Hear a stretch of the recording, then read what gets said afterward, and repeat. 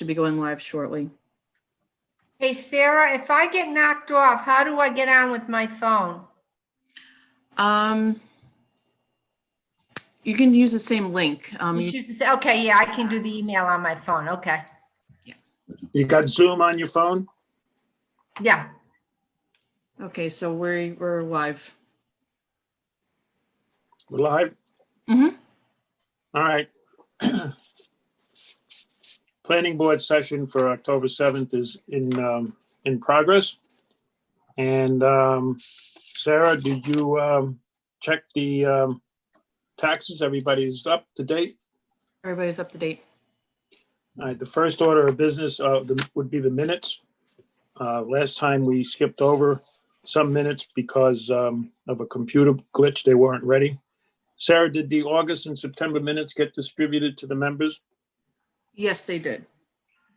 All right, can we have any comment on the August or the September minutes? Kevin? No. Dan? No comment there on the minutes. Caesar, none. Okay, do we have a motion to approve the August minutes? Dan, Motion to accept minutes from August and September. seconded. We have a vote. All in favor? Kevin? Vote in favor? Dan? Vote in favor of the minutes. Caesar is yes. Now for September, we have a motion to approve, Motion to approve the September minutes. second by me. We have a vote. Kevin? Yes. Dan? Yes. Caesar, yes. Okay, now we'll go to the agenda. I'll read off the sequence. Number one would be 2020-19, 45 Station Road. Number two, 2020-24, 34 Lewis Road. Number three, 2020-23, 2 South Astor Street. Number four, 2020-20, I like that, 2020-20. 9 Stearns Ridge. Number five, 2020-17, 31 Matheson Park. Number six, 2020-07, 3 Clifton Place. Number seven, 2015-04, 04, 15 Dearman Close. Number 8, 2020-25, 83 Greenwood Drive. I think that got them all. Okay, let's start with number one, 2020-19, 45 Station Road. John Malone, you around?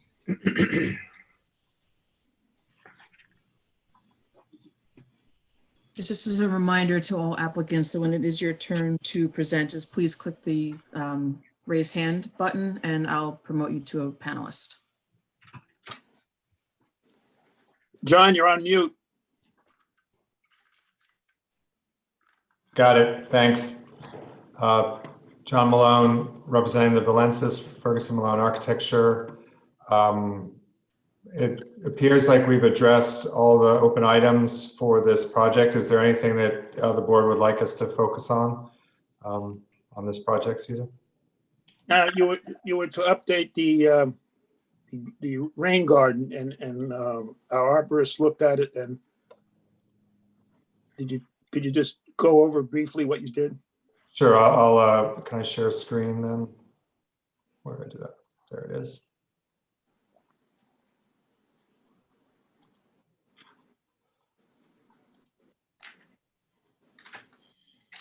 Are you guys seeing it? Yes. Okay. So the change was to add planting into the unplanted spaces in the rain garden, which the rain garden is a linear rain garden in this area here. And we reviewed with Suzanne, sort of developed a plan for ferns and basically rain garden, shade tolerant rain garden plantings, and added that to the area. I think the area may have originally been planted and the stuff didn't thrive. So this, we think, will do better. Okay, thank you. Any comment from any of the board members? Kevin, No. Dan? No comments, Caesar. No comment from me. Any comment from the public? Nobody's raising their hand to speak, and there's no comments in the chat. Okay. Mary Ann, do we have a resolution available? Yeah. Whereas in August 2020, Jason and Ann Valensis applied for site development plan approval to construct an attic addition to their house at 45 Station Road, which is located in the View Preservation District and within 100 feet of a watercourse, Barney Brook, and therefore requires a wetland permit. Whereas the proposed addition required variances for coverage and number of stories, which were granted by the Zoning Board of Appeals on September 22nd, 2020. Whereas Han Engineering reviewed the plans and in memoranda dated July 31st and September 1st, 2020, listed a number of issues, all of which were satisfactorily addressed in subsequent submissions. Whereas the planning board held a public hearing on the application on August 5th, September 2nd, and October 7th. Han reviewed the freshwater wetlands permit application and in a memorandum dated October 2nd, 2020, determined that all requirements for the permit are met. Whereas the village's landscape consultant's comments were satisfactorily addressed. Whereas the proposed addition would not impact the view of the Hudson River from neighboring properties. Whereas it's a type 2 action under SEQRA and therefore requires no environmental review. Now therefore be it resolved that the planning board grants a freshwater wetland permit and site development plan approval for the improvements reflected in the drawings entitled Valensis Residence, prepared by Ferguson Malone Architecture. Okay, thank you. When we vote on this, let's remember to designate Sarah to authorize her to sign our name. Do we have a motion to approve the resolution? Motion to approve the said resolution. I second. Second, okay. All in favor? Kevin? I just had one question about the resolution. There was reference to dates, like December 2020. Was that correct in the resolution? Or was it supposed to be, was it referring to dates of 2019? Might have been September. No, the dates that I mentioned were August, September 2nd, and October 7th. Of, And I then think the you said variance is December. September. Okay, I Okay. apologize. I may have misheard. Okay. So yes, I approve. Okay. Dan? I approve of the resolution and authorize Sarah to sign for me. Kevin, you didn't authorize. I apologize. I authorize Sarah to sign on my behalf. All right, Caesar is a vote yes, and authorizing Sarah to sign for me. Okay, John, thank you. Thanks a lot. Next up, number 2 would be 2020-24, 34 Lewis Road.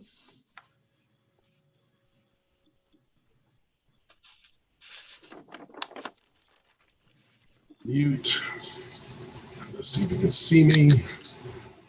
So you can see me and hear me, I think. You gotta You gotta turn that way down, all the way down. You'll hear it over here. Okay, first thing, I want to make sure that the other people on this are on. It's it should be Hudson Engineering, Susan Janchel, and Laura Wakefield. And I'm on here. All better from Hudson. great, excellent. Susan's here too as well. Good. And can you see the screen? Yes. That's a great thing. So far, so good. Yeah. Okay, so I hope that we've made some progress since the last time. We got Han Engineering's notes, and they seem pretty specific. I didn't see anything on there that would be difficult to do. I did have one quick question, which was on number 4. No, I guess it's number.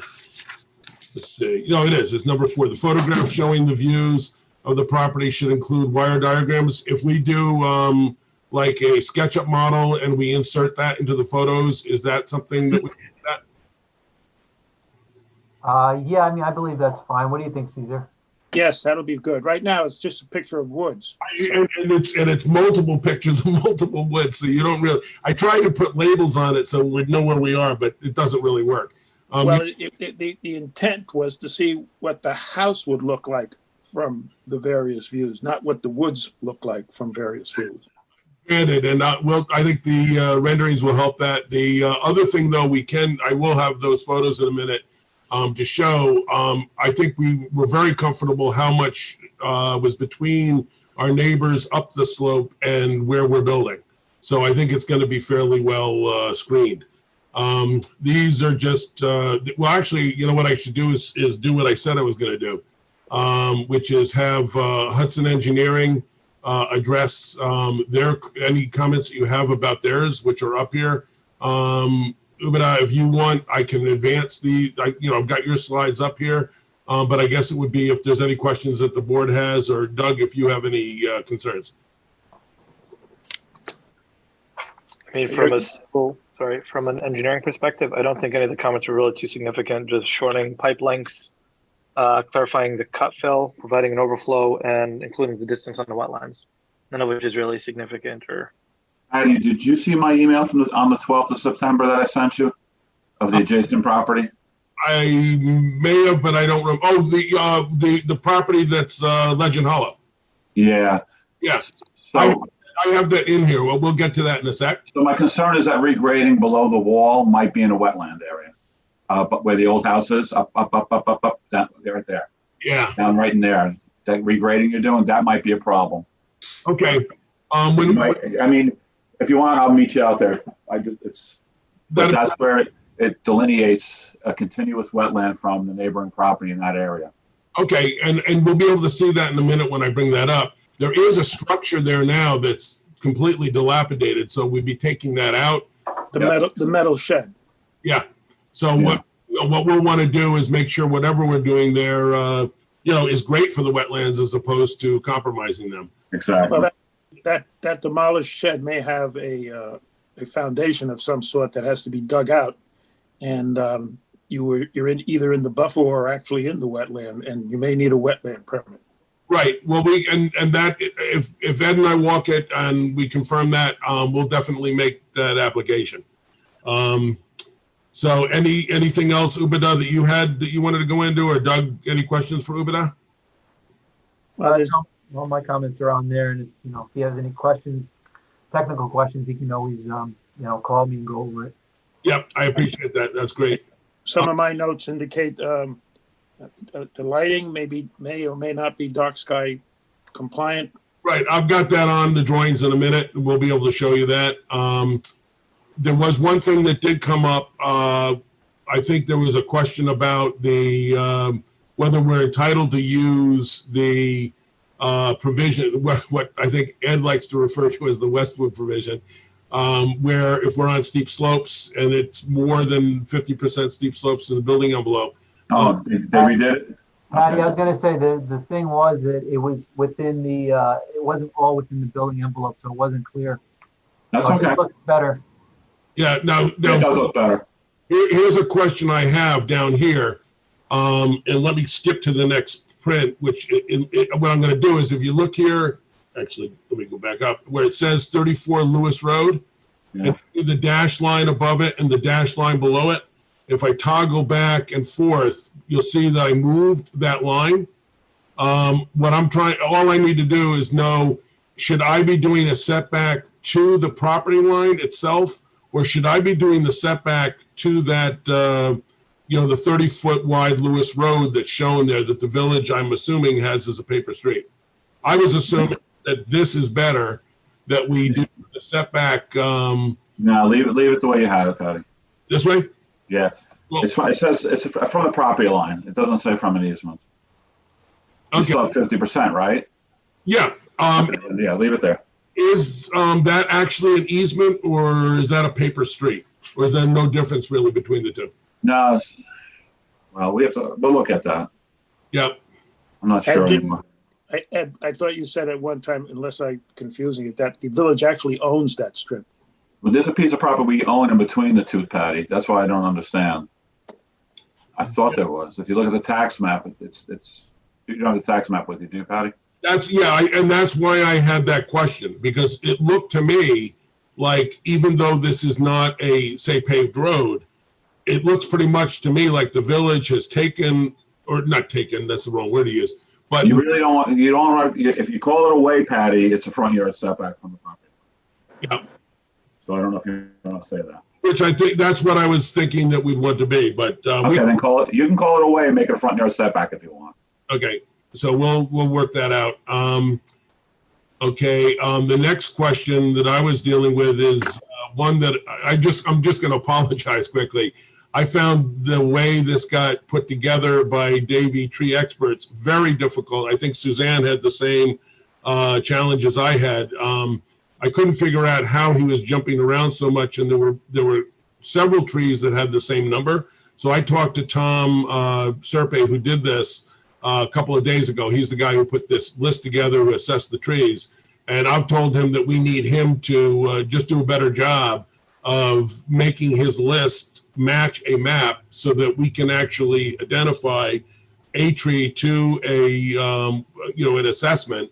And it would be nice if the trees kind of followed, like as you walked in, they all like had sequential numbers instead of jumping all over the place. So we'll make sure that that's much better for the next submission. And Patty, while we're on trees, another concern was there's an extensive planting program, which is very good. Yeah. But along the edge of the property, some of the planting is immediately adjacent to existing trees. And the thought is that by planting a new tree, you will kill an existing tree by being in the roots of the existing tree. Yep. So that has to be resolved. I mean, granted, if the existing tree is sick and needs to be taken out, you're going to put a new tree there. That's fine.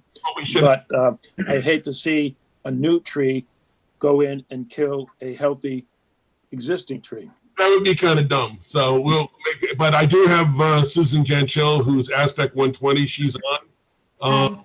And Susan, is that something that you can kind of speak to? Yeah, there's a couple different ways of doing it. One, the most simple way is to put a note on the drawing and say that the location of the shrub should not be within the root zone and protect the roots of any healthy trees.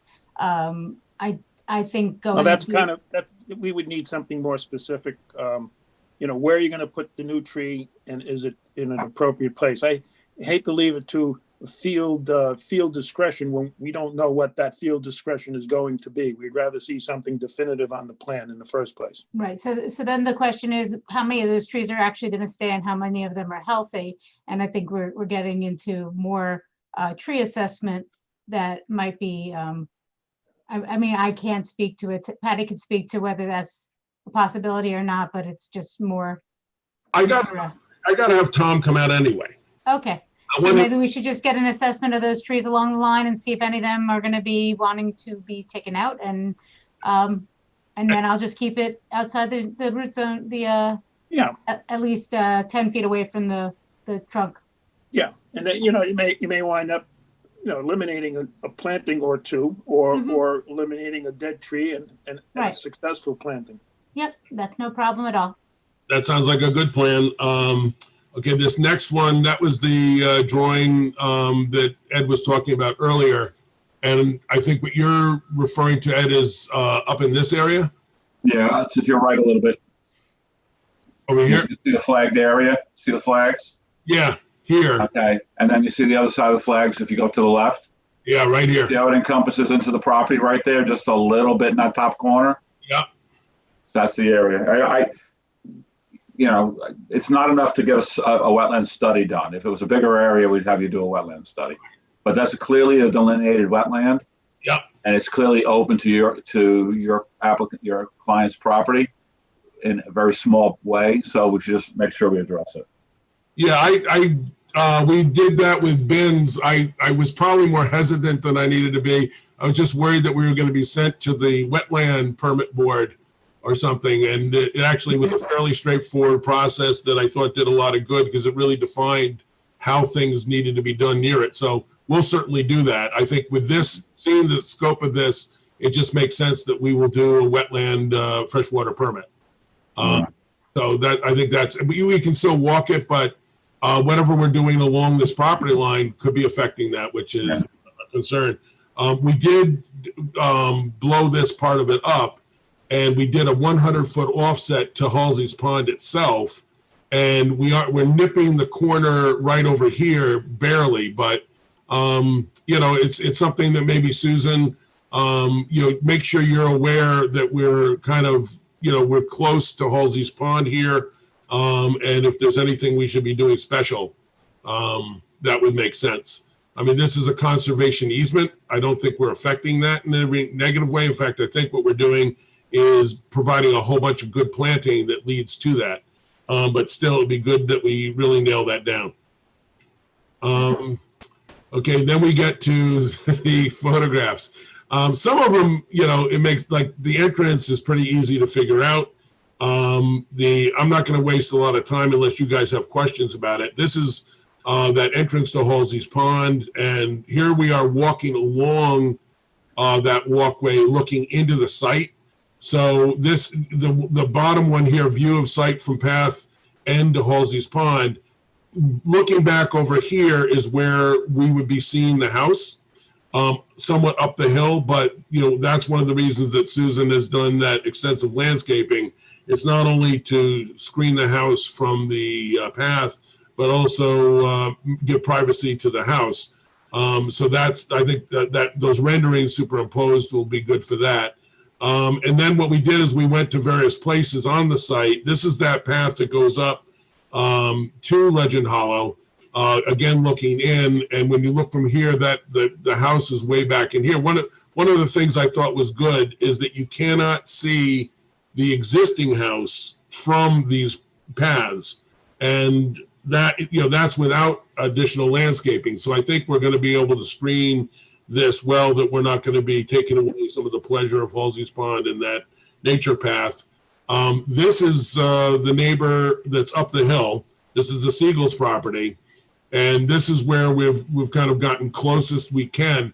These two bottom ones, this is where we're actually looking at the property line, seeing the existing house, which is going to come out. And obviously that's going to improve things. I think Jonathan, I think he had a conversation with Catherine Devon, and you know, I think he was enthusiastic that that house was going to be going away. I think we'll be down far enough behind everything that there won't be any view of it from their property. They've got a very beautiful piece of property that's heavily landscaped. The view from the house is pretty good. Here, what we're looking is, this is looking up at that existing retaining wall. So this is exactly where the house is going in now. And then looking down from the building site itself, this is looking over towards Halsey's Pond. So you get a sense that there is an open field area there. Catherine actually says that when she was a little kid living here, that was a lawn. It's obviously nature reclaims things pretty well. I guess the only other thing was, just looking at how this driveway works and where we're coming through there. I think using the existing driveway minimizes a lot of what would otherwise be, impact on the site. This is the section that gets abandoned. So I think we'll be, making all of this look a lot nicer and clean it up, and it should be pretty good. I don't think we need to talk about those. More driveway. Looking back in the site. And then we've got our drawings, which I don't know if there's anything in this that you really need to deal with or have questions about. So it's probably easier. Well, this is one. The issue, dealing with, we did all the calculations that you guys asked us to do on, the cellar and the basement and all that. So Ed's got those, and I'm sure if he hasn't already torn them to pieces, he'll get a chance to do that at some point. But we gave him all that info. So unless you got questions, I don't know that there's much else we have to talk about tonight. Well, I brought up the issue of dark sky compliant, and you said you were going to cover it later. Yeah, here's the light fixture that we're proposing to use, which is it's got a really complete cap cover. So it's a light fixture that it's actually rated.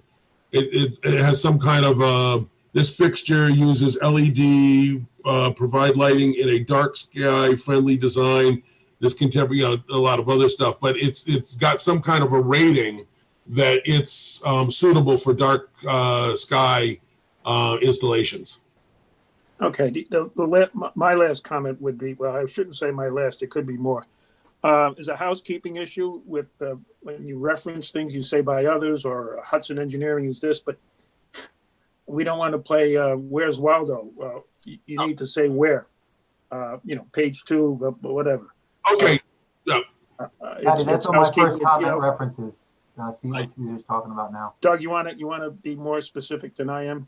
No, I think that was pretty clear. And I was just mentioning that I added that as the first comment just to be clear. Student response letter. Yeah, that should be no problem. And, Patty, you know what I found confusing in going through it? Like your letter, I like that your letter addresses each of the things, but you say this will be addressed. And I don't understand whether it means it's being addressed in what you're submitting, it will be addressed in this submission, or it will be addressed in the future. So that was real, on this one, it really stuck out. It was really confusing. Yeah, what I'll do is I'll ask Hudson to, that we issue one document that covers both. So I won't have that note that it's being addressed by them. What they're saying will be included in it. We'll put yeah, but sometimes it's your own things, like the light sky on the dark sky compliance. You said this will be addressed, and I don't know whether you meant in the future or in this set of papers. Fair enough. I know you're really good with language, so I just get it straight. Sometimes I must not be, because that's sometimes confusing, right? So yeah, unless it's on purpose. No, thank you, Ed. I'll do a better job of that, and it might have just been me trying to get a bunch of things together, because often what I do is I will actually say as included on A-3.2. Yeah, that's what you should do all the time. Yeah. That makes sense. Patty, you said you submitted the height verification. You and Ed need to make sure the numbers are all right. He just showed it to us. He'll submit it in his next submission, Caesar. Yeah, right. It looks good. Okay. All right. Anybody on the board have any comment? Kevin? Thank you. Dan? No, we covered everything there, Caesar. Thank you. All right. I have no further comment. Sarah, is there any public with a hand raised or otherwise? No, nobody's raising their hand, and there's nothing in the chat. Okay, I guess we're done with this, Patty. We'll see you next time. I will stop sharing the screen. You'll see me in a few minutes. Okay. Moving along to number 3, 2023, 2 South Astor Street, Astorbuck.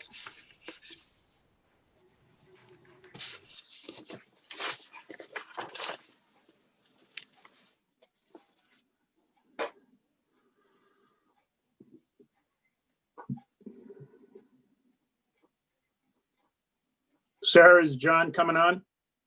Yeah, he's on mute. John, you're on mute. All right, I think I got it working. Okay. Okay, John Malone, Ferguson Malone Architecture. John, you got to change your handkerchief so we know it's a different application. Okay. So this is the application for the parking structure at the Hudson Loft building. Based on the notes, I don't know where you guys want to go first. We can go through the notes, or if there's a specific area that you want to start, I can share a screen and we can go there. Well, I'd like to see the drainage. You're not going. Yeah. I think you chose not to currently go to Metro North. You're going to go with on-site drainage, and I know this. I know certainly Doug has some questions with it. Could you go to tell us what you're doing with that, because that's very important. So this is the sheet that shows what the plan is. I think the goal, and Ubada is here as well, so he can chime in if we. Sorry, I'll bet it from Hudson here.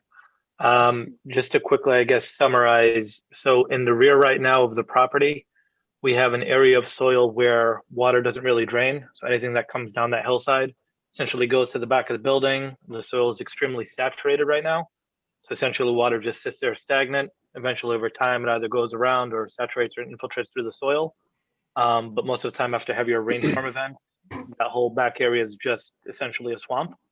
So what we're proposing is pervious pavers for the parking area that we're proposing out back with a gravel storage area beneath that allows water to infiltrate more than it did before in the saturated soils. And then in heavier rainstorm events, once the pervious pavement has no additional capacity, it would go around the sides of the building and overflow as it did before in the current situation. Right. The goal in general, Caesar, is to not make the condition worse with the new pavement and potentially to improve it slightly, right? So that when Ubada says sort of adding additional storage, the pervious pavers that are being shown, the gravel bed underneath it, might actually provide a better, cleaner storage condition to what's there with the saturated soils. And then the outflow is the same as what happens already. There's no other place for the water to escape in an overflow condition other than the way that Ubada is directing it now. Well, I assume there's going to be weep holes in that retaining wall. And the swamp, as you referred to, may not be a swamp if it drains through the weep holes and into the parking area. It's somewhat connected, Caesar. I asked for a cross section through there to get a better idea, but we need a little more details of that section. There was no wall drainage shown, and so we need to get a little closer look. But to me, at this point, it kind of looks like it's hydraulically connected. Right. So it is, Doug. The structural will have weep holes as opposed to concentrating the runoff in a single pipe behind the wall. So the goal is to whatever would be providing hydrostatic pressure against the backside of the wall will come through the wall via weep, as opposed to grabbing that and concentrating and sending it around. The goal is to put it and let it be stored in the area where water coming down the hill is currently stored, which is in that sort of saturated area behind the building. What happens when the ground freezes?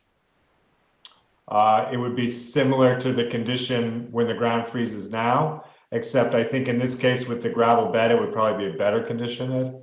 How's the water going to get into the gravel bed if it freezes? The surface water.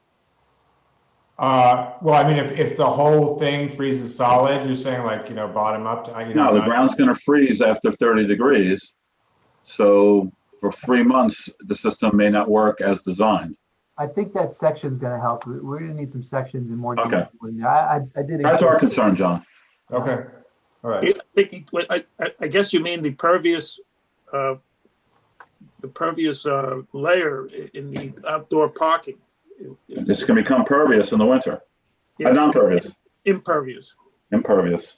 Will the water, will you create a pond where the parking spots are, or is there some way to get the water out of the parking spots? They still have drains, Caesar, and also the outlet of that pipe is about a foot below the drain. So there is, what is there, Ubada, about at least 12 inches or so, 12 inches, yes. So the water would go along the back area. So everything's directed towards the wall from the parking area anyways. So we have the two drains in the corners. Any water that reached the surface would go into those drains and essentially overflow like before. And Caesar, it's 3 feet of gravel and it's the whole spot. So I mean, it is a substantial amount of volume there that it will be retaining. Okay, Doug, you think that needs to be worked out offline?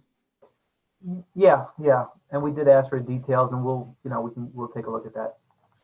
All right, that's an engineering thing that has to be fixed.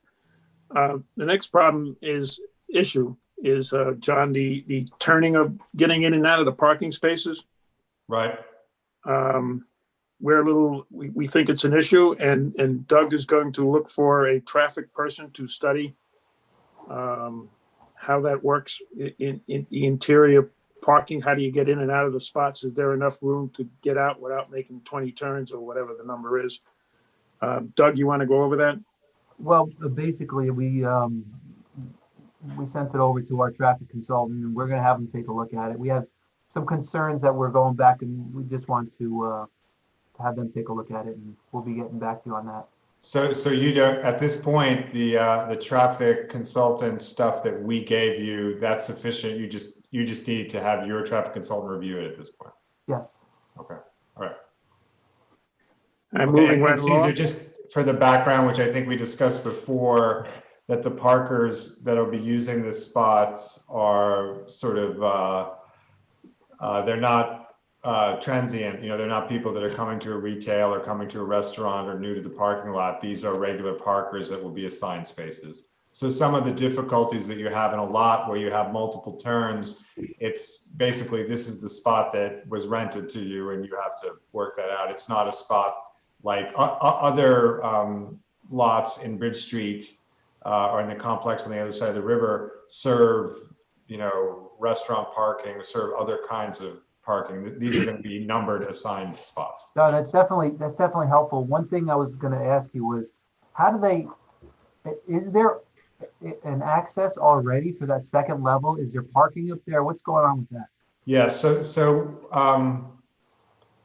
let me just pull that up. So the survey that John, before you get to that, on the other thing on the parking, one part of it, besides, it did seem very tight, but the other thing is there was something in there about, it's going to be assigned to certain people and then certain spots would be compact spots. Well, what happens if it's assigned to an employee and they've got a small car and then they go out and buy a bigger car? they have to switch with somebody else and get one that it fits, I suppose. The way the lease would work is like, you would have, these 5 spots assigned to you as part of your lease, or maybe you would have the whole floor. So we assume there'd be some flexibility in the concern in terms of who gets what spots or whether someone gets a spot, Sorry. Yeah. Hey, John, I'm confused. If they're assigned parking spaces, the third floor use is assembly. How does that work? The third floor use, I'm not sure. I'm not sure we're addressing that as parking for the assembly right now. That wasn't. Well, I mean, your quoting is only for assigned parking spaces, but the third floor is not an office. It's an assembly space that has transient. Right. So the parking we weren't proposing any changes to the parking supporting the assembly space at this point. Right. Well, it's going to be, you're going to have to work with us offline on that, because our traffic consultant has to take it into consideration the existing uses of the building as is today. Okay. Right now, my understanding is that there isn't really parking associated with that use, unless it's the existing parking on the front. Well, you have to get a parking. It's required in the village code. Right, but okay. So I mean, this is something that I don't think I'm prepared to talk about it. It wasn't in the. No, I apologize. It's just I realized that. Okay. You have transient use in that building. I guess the point is on weekends when the office dwellers are not using their assigned spots, somebody comes for an event on the third floor. Oh, look at the parking lot. Yeah. Yeah, I mean, I think that could be a control thing, or we can continue to talk about it. The project that was given to us was that this is assigned for the other building. Like the Bridge Street property has gates, and the tenants have access cards to raise the gate. So maybe go in that direction. Yeah, it could be dealt with controls. Yep, that could work. Okay. We do have a concern at the second floor. I don't believe it was in the initial application, and now it's in. Doug, we got some structural issues plus some other things. Yeah, so the second floor, there's no parking there currently, is that right? I don't think there's organized parking in there right now. There is a ramp into that building, a parking ramp, which the topo that's indicated in the Petretti survey, I don't think is Yeah, it does. It's super not accurate clear. Yeah. in that area. But there is, there's a door that's been there for, looks to me like for a very long time, and there's a drive access into that floor. But that floor needs some major work to become a parking garage, correct? Yeah, yeah. It's a Yeah, wood a little floor. I think what do you think, like a layer of plywood glued and screwed, just sort of? If you paint some fireproof painting on it, I think Yeah, it'll be some fine. fireproof paint, or, no, Quarter inch. we've recommended Yeah. that the, So John, if decking has they to- have load calculations, provide those for now. And if they have a general idea, we just want to make sure, because it's part of this project, we just want to make sure it's doable. We don't have to get into the specifics on the concrete floor at this time. And we have it engineered. It's just going to be a composite deck. The steel can hold it, and it'll be, the wood comes out, a new concrete composite deck. No, what you do, show it generally on this plan Okay, and then just say not for construction. right. Okay. All right. The previous wall in the northwest corner and the couple of little parking spaces there. I don't think that had, Ed had a question on it. Could you bring up the previous approvals? I don't You're think you talking did. about the area in the lower. The lower left-hand. North corner. side. Yeah. Ed, you had some specific questions, or you? No, it's basically they were abandoning the original approval and including it in this. Correct, John? Right. That's what I thought would be cleanest. Yes, and I want to make sure you're okay with that, and maybe in the next submission, put that in the notes. Yeah. Okay. And lastly, there's some ADA issues. Yeah, if you can provide all the ADA drawings necessary for the pedestrian travel areas. And I'm not sure how people are getting from the rear parking to the elevator, et cetera. Okay. All right. And lastly, the environmental assessment form has some Some dings in it, answers right? that you should go over them again, because some of the answers might be different than what you've submitted. Yes, noted in Doug's memo. All right, I see you addressed the soil testing. Thank you. You moved the retaining wall out of the residential area. That was good. And you addressed the knotweed situation. Thank you. Any questions from anybody on the board? Kevin? No. Dan? No, I think we highlighted all the points that we had problems with. And I have no further questions. Sarah, anybody from the public got a hand raised or anything? No. Okay, I think we finished with this. We'll see you next time, John. Okay. Thank You you. got everything you need? Do you have any questions? I think one of the other issues that was addressed in Doug's memo was the easement requirements. The or what whatever requirements? agreement requirements we have for the use. I think we understand that. We're working on it. So and Mary Ann, I may need to discuss some stuff with you offline, but I don't think it's, Okay, John, if you do, send me an email, because I'm not at the regular office number. okay. And I'll give you a number to call me here, okay? Okay, sounds good. Okay. You finished? All done? I think we'll move on. Okay, thank you, John. Thanks.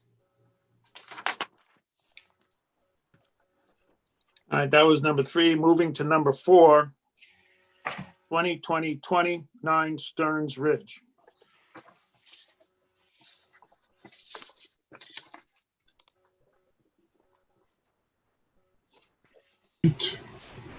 And start video. So I am back. Before you start, Yep. Patty, Yep. we got some letters. I just want to Sure. note for the record. We have an October 9th letter from Kimber, which is the applicant, going over various details. Just make a note of that. We have a new letter from Alan and Stacy Gerskovich objecting. It's one of 3 letters, the 3 past letters. Yeah, what was the date of the latest one? It's dated October 5th, 2020. Thanks.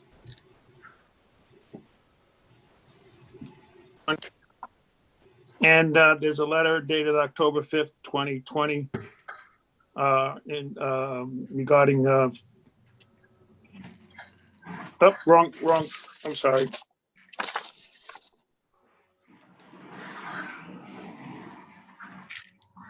It's a different letter. The letter from Ryan and Megan Kimber, I don't think I mentioned the date, that was October 2nd, 2020. Okay, Patty. Okey-doke. Again, I'm hoping that we've made some real progress on this one. Again, I'd like to get, if you've got questions that have to do with the landscaping or the engineering, get that done. I've been noticing that in our meetings, I talk too much, which I'm sure everybody agrees. And then we don't have time for Susan and Hudson Engineering. So I want to get their stuff up kind of up front. This is the landscaping. So if Sarah, if you can add, again, we should have Susan, we should have Hudson. I think Ubeda is covering this too. And then Laura Wakefield, the architect. If the 3 of them can be on, that'd be great. There's a lot of engineering issues, which no sense going through them. Yep. We do that offline, unless we still got to do the height. But if you want to do, let's do the simple things first. Yep. Hill drainage. Got the drainage settled, Doug? We have some comments on drainage. There's rock out there, concerned about the infiltration into the rock. So Infiltration into rock. Then that's a conundrum. no, so we had discussed it, Doug, where we're putting the units in the fill, but we're going to have the fill installed, have it settle for a bit, redo testing in that area, and then install the Coltex to make sure that the results that we're using are based on what the fill is in that area. And again, the fill that we're using would be the fill from the site. That's the intent, at least. Now, is this fill on the downhill side? Yes, on the downhill side, on the back of the house, close to the wall. Is it sufficiently horizontal sufficient so that it just doesn't break out at the toe? Again, it's at I guess it's further than 10 feet from the wall. And No, there's I mean real the slope going from downhill the- toe. You put the water on top. If you don't have enough horizontal fill, it'll just go in on top and come out the side. No, but the Coltex are below the fill. That's what we're looking at. Patty, if you could put the drainage up. Okay. Let's see. Oh, yeah, there we go. This one? Yep. Yes.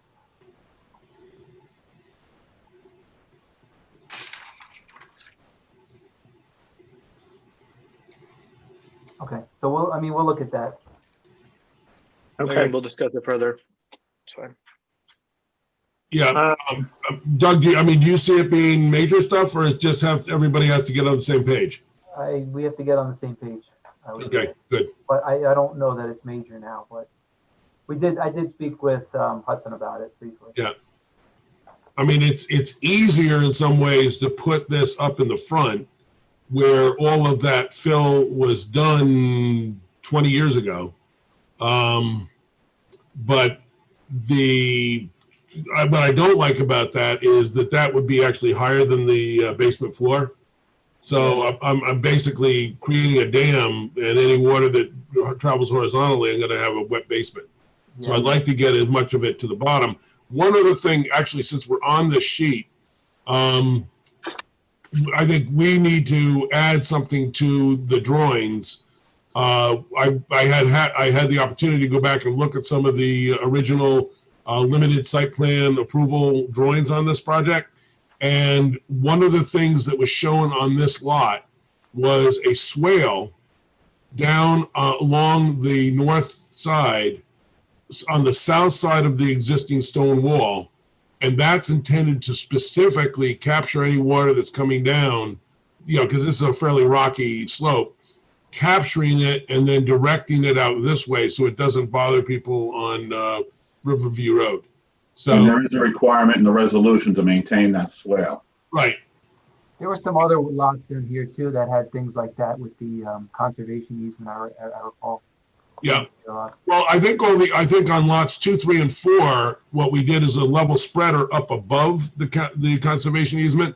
This is actually, it's in the limited site plan approval that this lot is supposed to have the equivalent of a level spreader down here, but actually it's like it's a drainage swale, and it carries the water out this direction.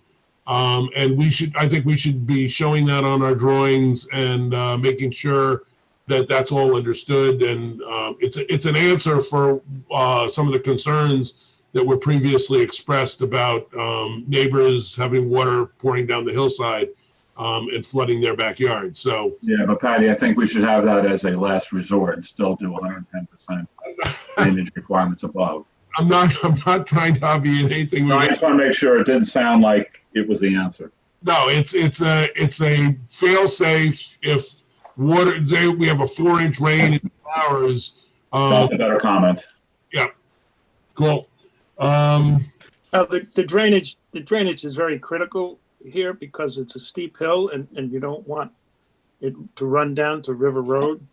Yeah, Is it Riverview or River Road? Riverview. This is upper. No, this is certainly not to the backyard of the house down there. Yeah. So I think we need to make sure that that's good. I know there were some issues with some of the other properties that there's a way that we can help with that by having that water come this way instead of pouring down the hill. Maybe we take a look at that.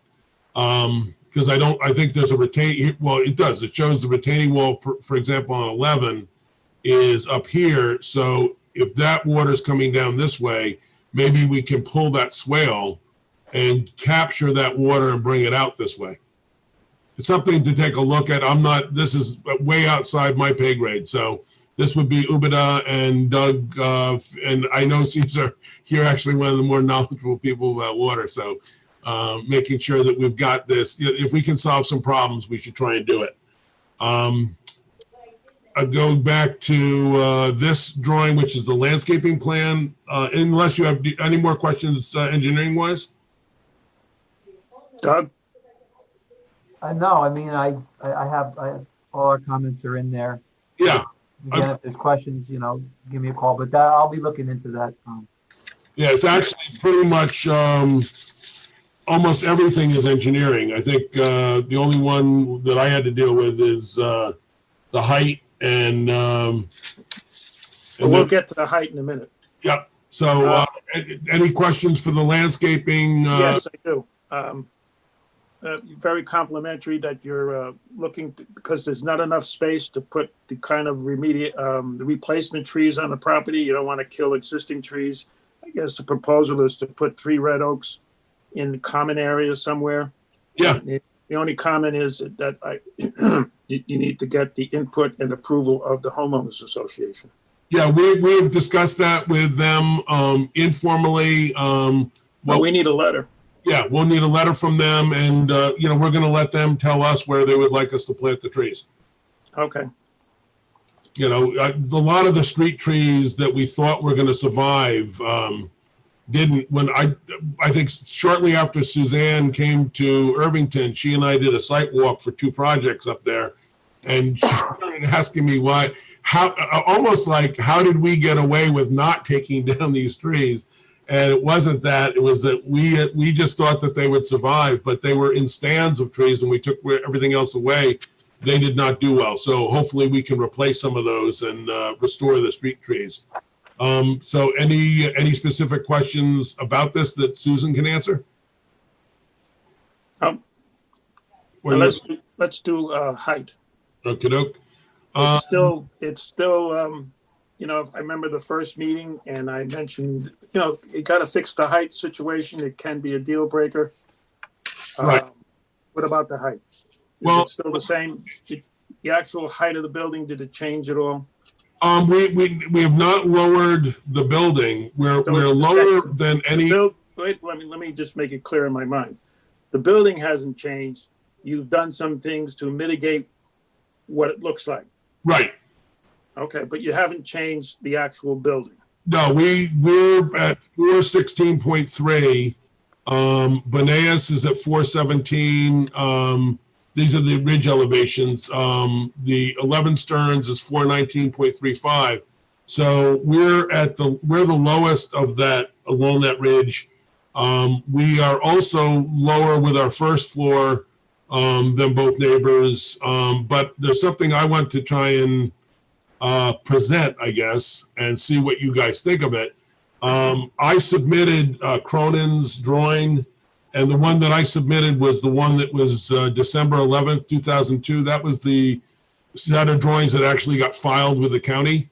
Ed let me know that the planning board to planning board, what we should probably be doing is working with the drawing that was done, that was approved by the planning board on I think it was April 22nd, 2002. It did have several revisions. I don't think any of the revisions affect what we're talking about, but what was important in that was that Lot 5 was approved as a building lot with a retaining wall built to bring the grade up. This I'm using zoning ZB, I think it's zoning something -4.1, because it was clearer than the others. It doesn't have the drainage and stuff on them. And it also has the zoning data chart, which I thought was useful, just confirming the things that we have. But if I show this is Lot 5. We have the retaining wall that was shown on that drawing, approved by, this planning board, different members, but this board, that showed a retaining wall being built at 375 and the grade being raised behind that retaining wall effectively the same as what we've proposed. In fact, the retaining wall that we've proposed is effectively in the same location and also at 375. Also, one of the things that we were required to do by the planning board at that point is proof out the houses, and we listed what the first floor elevations would be. And the first floor elevation of this house was shown to be 391, and we're right now at 387.17. So I think we're doing everything we can to get this down. Again, this is not where we're taller than things. We just have a site that's lower than the other properties. In part, I think, but I'm not, I don't want to say that it's definitive, but I think part of it is that the other sites do have retaining walls and this one doesn't. This is the only one on the downside of the ridge, of Stearns Ridge, that does not have a retaining wall in the backyard, regrading that area. It was not that retaining wall. If I go back a couple, there was a retaining wall that on the one that was filed in December, where the retaining wall actually wrapped all the way across and around. That was not on. Patty, you're going to wrap this up? Yep. So what we're hoping that we can do is work with the heights that we've proposed, since we're basically doing what that limited site plan instructed us to do. I think we're almost required to do that, although I know this planning board has the right to vary from it if they feel it's appropriate. We've set a house in that does do what it was intended to do, fitting in with its neighbors. There was also concern about placement of the house on the site. There was a change in the property line between April and December. On this drawing, the kind of reddish rust color, that's where the property line is now. The footprint, the typical, the generic footprint was shown relative to the previous line. The orange is the setback. So if I show that shifted, we're putting the house where the house was basically intended to be by that limited site plan. So I think, and here's just showing this is the actual, the zoning map that was filed, the subdivision map that was filed. We're fitting in exactly as this was intended. And we're doing that with a house. By means of the footprint, not the height. Well, but the height is affected by the footprint. It would not do us any good to move this house north or west because we'd be getting worse. If we brought it up closer here, we'd have to have effectively a snout house with the garage. Patty, strike two. Wrap it up. Okay, we have done what we think is appropriate to have this house fit in with its neighbors. The whole right side of the house is 1 story in height. The whole middle of the house has the eave coming down to the middle of the windows, and it's only the left side of the house, which the Benayases have already asked us to make adjustments, which were made, and they've indicated to you that this is acceptable to them. That's the only part that looks like a 2-story house from the street. This fits in well, we believe, with the other houses that we've done along Stearns Ridge, and we're hoping that you agree. We've provided lots of information on measuring points. If we are allowed to use the grade after the retaining wall is built, we would be basically compliant with all of the height requirements. I would assume that we would still need to go to the zoning board, and I do think that's the next step that we should be doing on this project. So Patty, not to interrupt, but I think it's a good stopping point. We're gonna stick to our continuous interpretation that the lowest point of grade doesn't include the wall. Okay, But it's a good place to resolve that issue is at the zoning board. I agree. Yeah, Patty, it's as smart as everybody is on this planning board, we're very intelligent, highly technical people here. It's very difficult to go through all those elevations on a 3-inch by 4-inch screen that I'm looking at. And you really need to straighten it out with Ed. And right now, it seems to me, even if you get the 40-foot exception, you're still 8 feet over code, which is rather substantial. Well, Caesar, we believe he's entitled to the 40 feet. Yeah, I said even if he are provided, given he's entitled to the 40 feet, he's still 8 he's feet entitled to over. the 40 feet. Yeah. In my interpretation, not including the wall. We haven't looked at it with the wall. Okay. All right. I think we'll ask for comments. Any comments from the board? Kevin? No, thank you.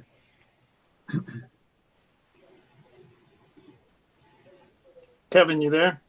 Yes, no, thank you. All right. Pat, wrong meeting. Dan. I think we touched upon everything, Caesar. All right. I think what we're going to do, we've exhausted. Let's not forget the public. Let's not forget the public. I mentioned a letter from 11 Stearns, which is next door, from Alan and Stacy Gerskovich.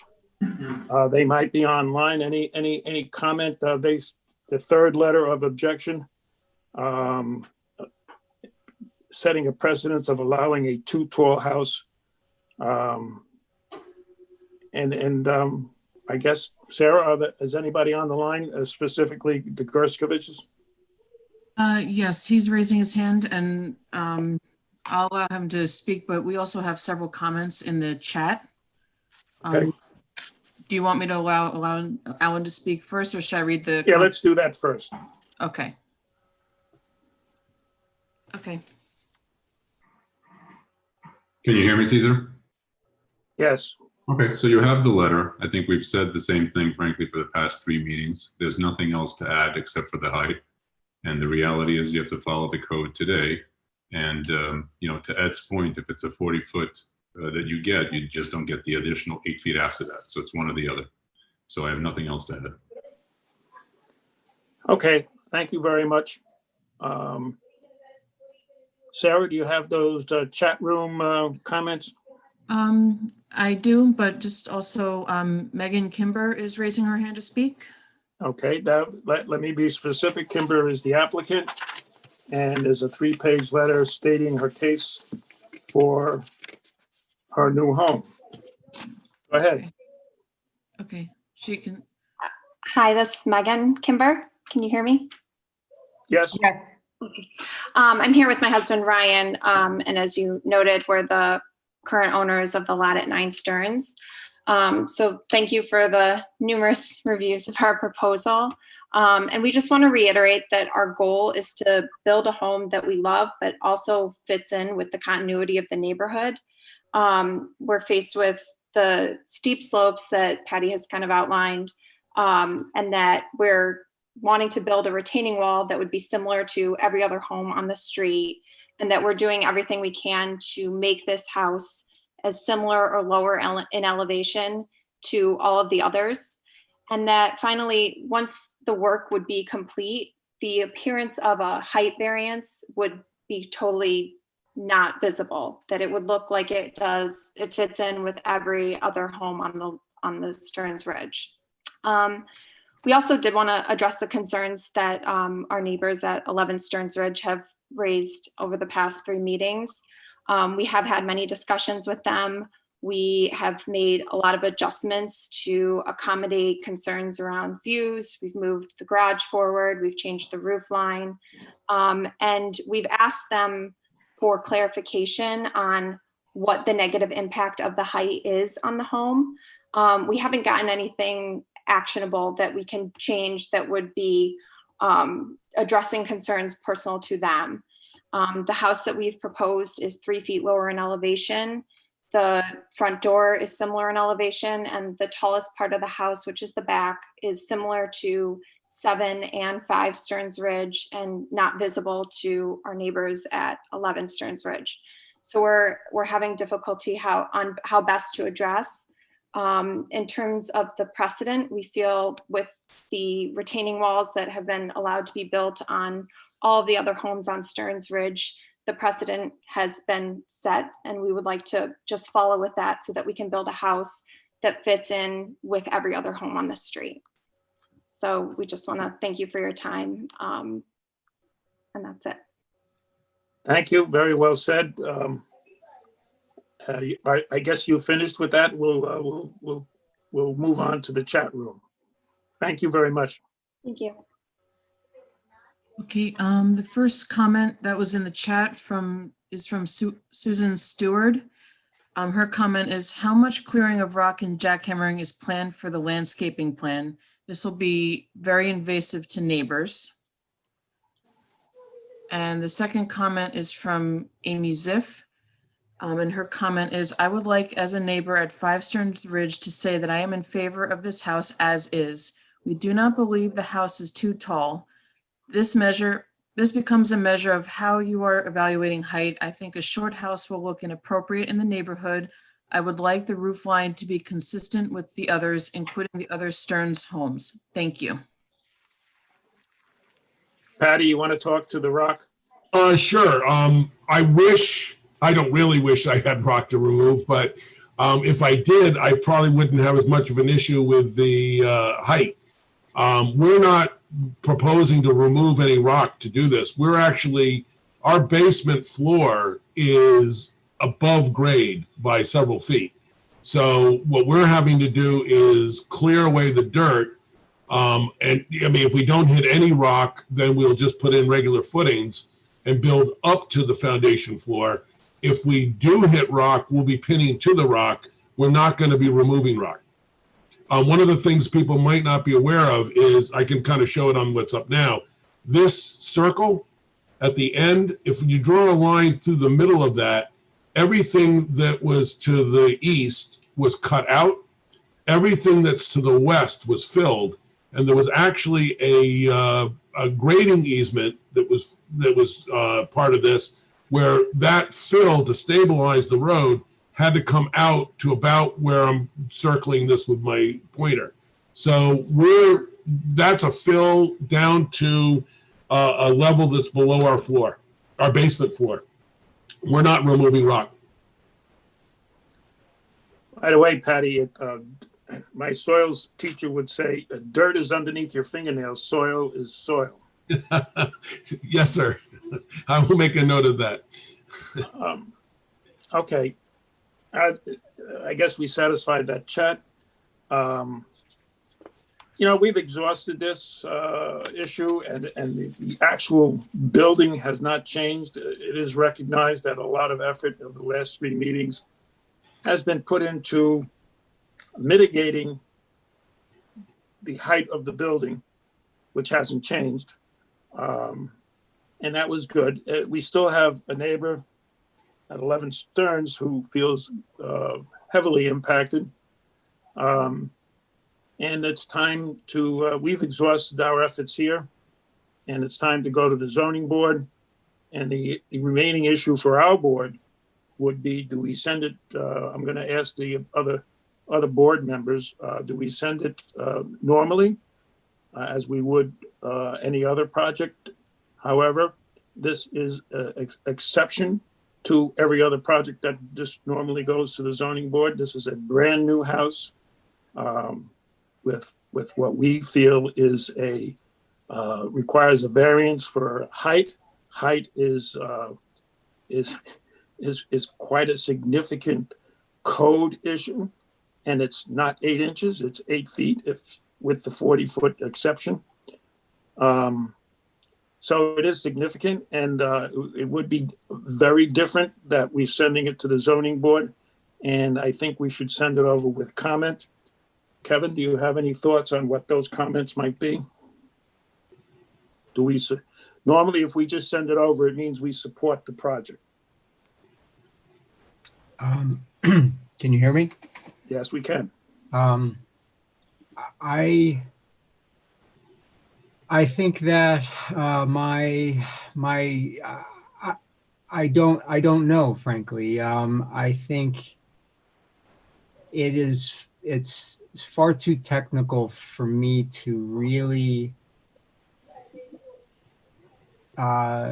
make a recommendation from our perspective as a planning board that this is something that we've gotten past and that the zoning board can now move forward on. And I hear everybody's comments. I've done my best to try to digest all of the various opinions that have been expressed. One of the challenges that I've had is there were a lot of letters that were submitted shortly before this. It's one of the challenges I have being here is on a volunteer basis is I work as well, and this is just a very dense, complicated question, and I'm hesitant to set a precedent that does more harm than good, and I'm hesitant to take a position to approve something without truly understanding the implication of what it might mean. And so I don't know that I can recommend to the zoning board to proceed. Okay, thank you, Kevin. Dan? I'm inclined to pass it on to the zoning ZBA. I mean, George said at the last meeting or before that, something, height restrictions are in place, and it's more, for a reason.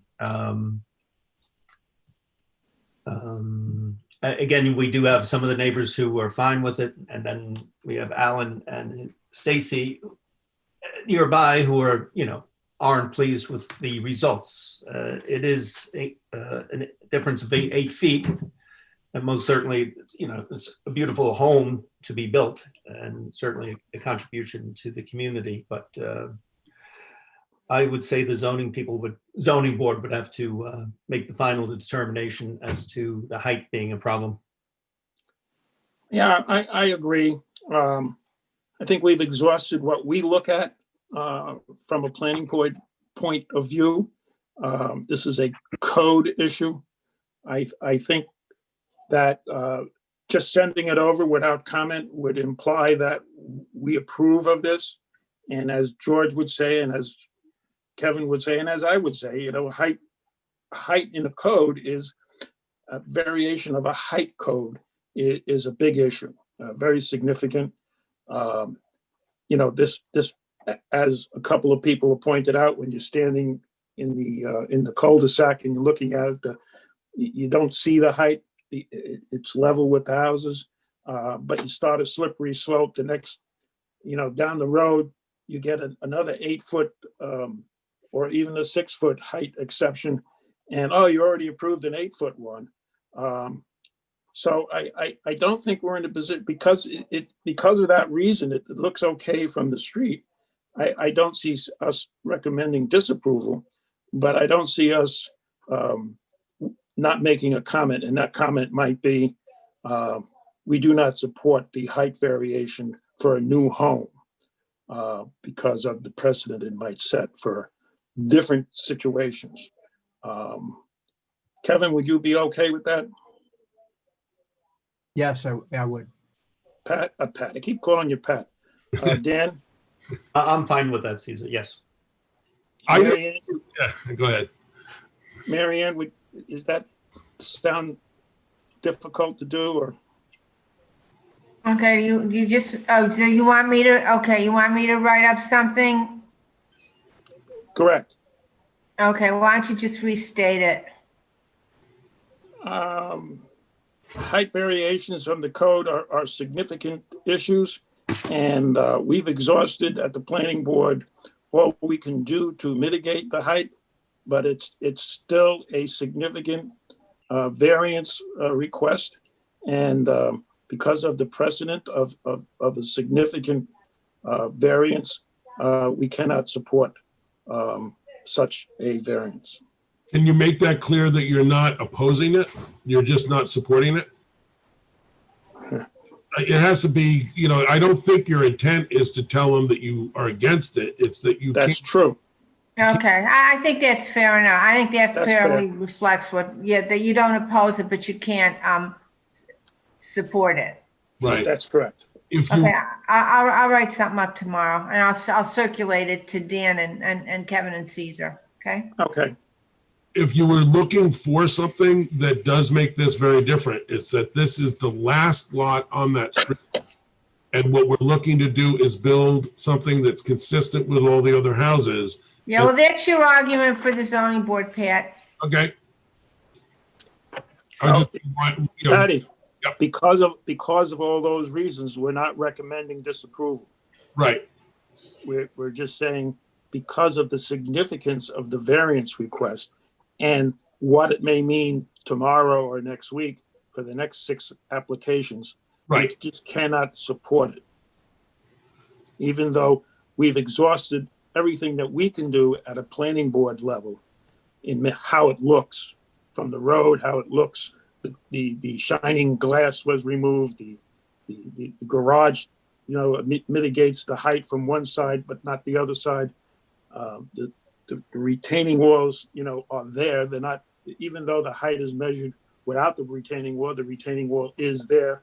So all of those things cause us not to recommend this, to not recommend disapproval. However, it is a significant height variance, and height is an important issue in the village, and that's why it's in the code. And we can't willy-nilly say, "Oh, the heck with it." For sure. It's important, and thus we cannot support such a variance, even though we don't recommend disapproval for all the reasons I just stated. It gives you pause. Does that make All sense? right, let me circulate that again, with that thought as to what we're going to do here. Is there any comment from the public on what I just said? Nobody's raising their hand, and there's no additional comments in the chat. Okay, any additional from the board? Kevin? No, thank you. Dan? No comment there. You know, we're all set. I'm set, Caesar. Thank There you. was a time I used to call you Bill for some reason. Now it's Pat. Sorry. Getting All closer. right, Dan, thank you. Patty, thank you very much. And I want to thank the Kimbers and the neighbors, Gershkovich, for their input. And there was other input from another neighbor. I don't recall the name, but you know who you are, about how it looks. And that was a critical part of why I said what I said. Thank you very much. All right, let's move on. Thank you, Patty.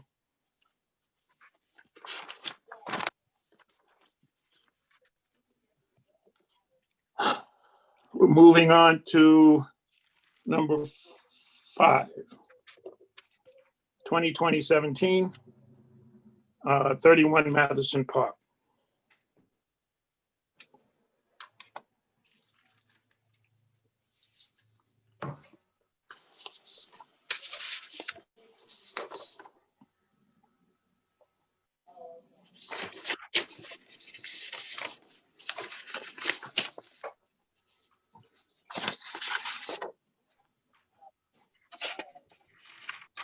You guys are both on mute, on mute.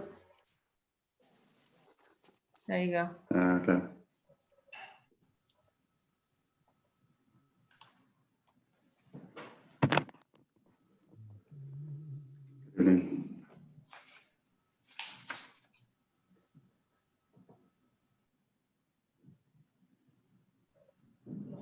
Can everyone hear me?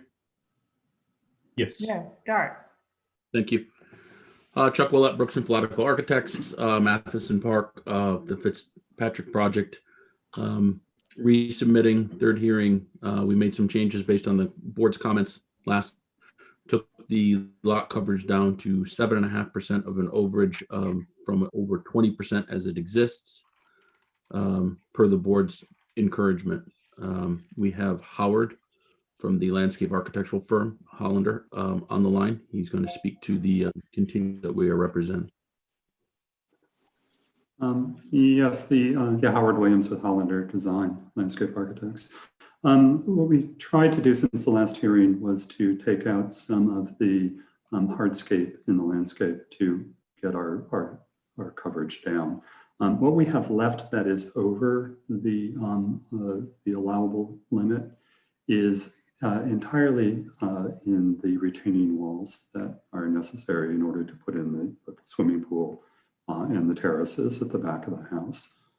So I think, as we tried to say in the letter that we wrote in response with the submission, that we're really thinking that there is a hardship on a sloped site such as this when you have to put in retaining walls in order to make habitable space as well as to build the building, relative to an equal size property that is say level.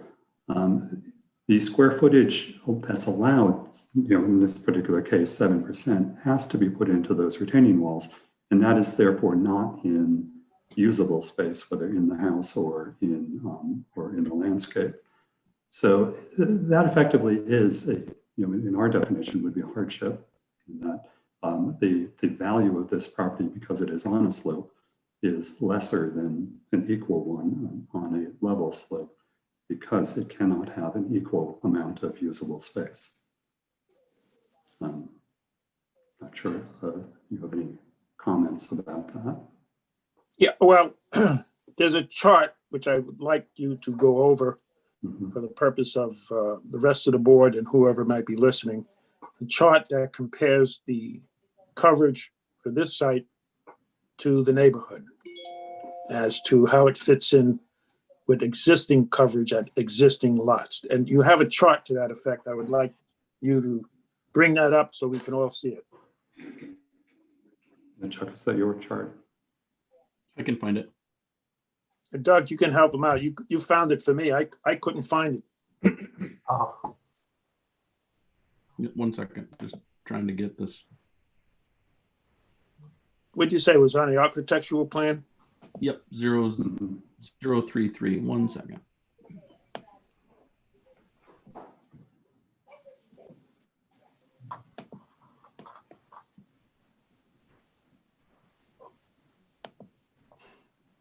Just trying to share my screen here.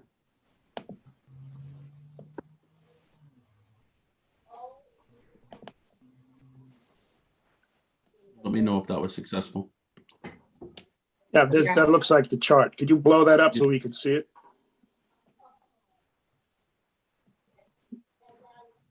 That's good. It's got to fit on the screen too. Yep, 1 second. That should be as good as I can Yeah, that's good. All right, where's lot area coverage, percentage Yep, so you have the 31 square feet. Matheson is at the bottom, Caesar, and, Yep, I got it. okay. So you'll see a lot of them significantly over where we're even at, what we're requesting. Yeah, you said 7%. This says 3.91. It's a 7% overage of what's allowed. Yeah, and this is what the percentage there is, a percentage of coverage of the whole lot. So it's 3.91% of the coverage of the lot. So that's apples and oranges. So Okay. Caesar, one question for you is, did you receive the letters that we had sent over and forwarded? Well, and some of I the was going to add that at the end, yes. Okay. There's half a dozen letters here. I just wanted to make sure you received them. Okay, and it's very compatible to the neighborhood, I would say. Kevin, you have any questions on the coverage? I want to do one at a time here, because coverage is the issue. So before I go into the other stuff and we have the chart up, I'd like to finish off the coverage discussion. Kevin, you there?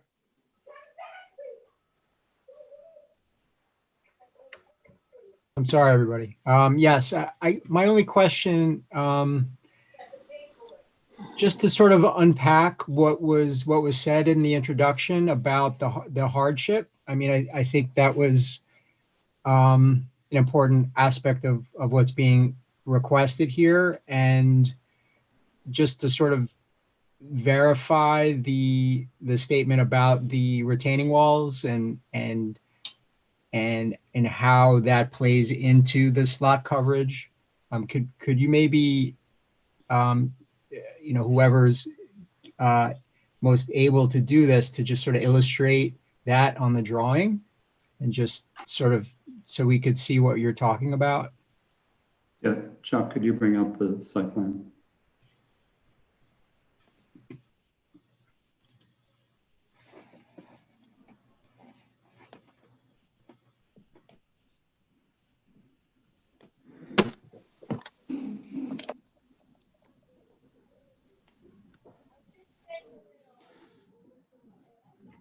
So you want to start here, Howard?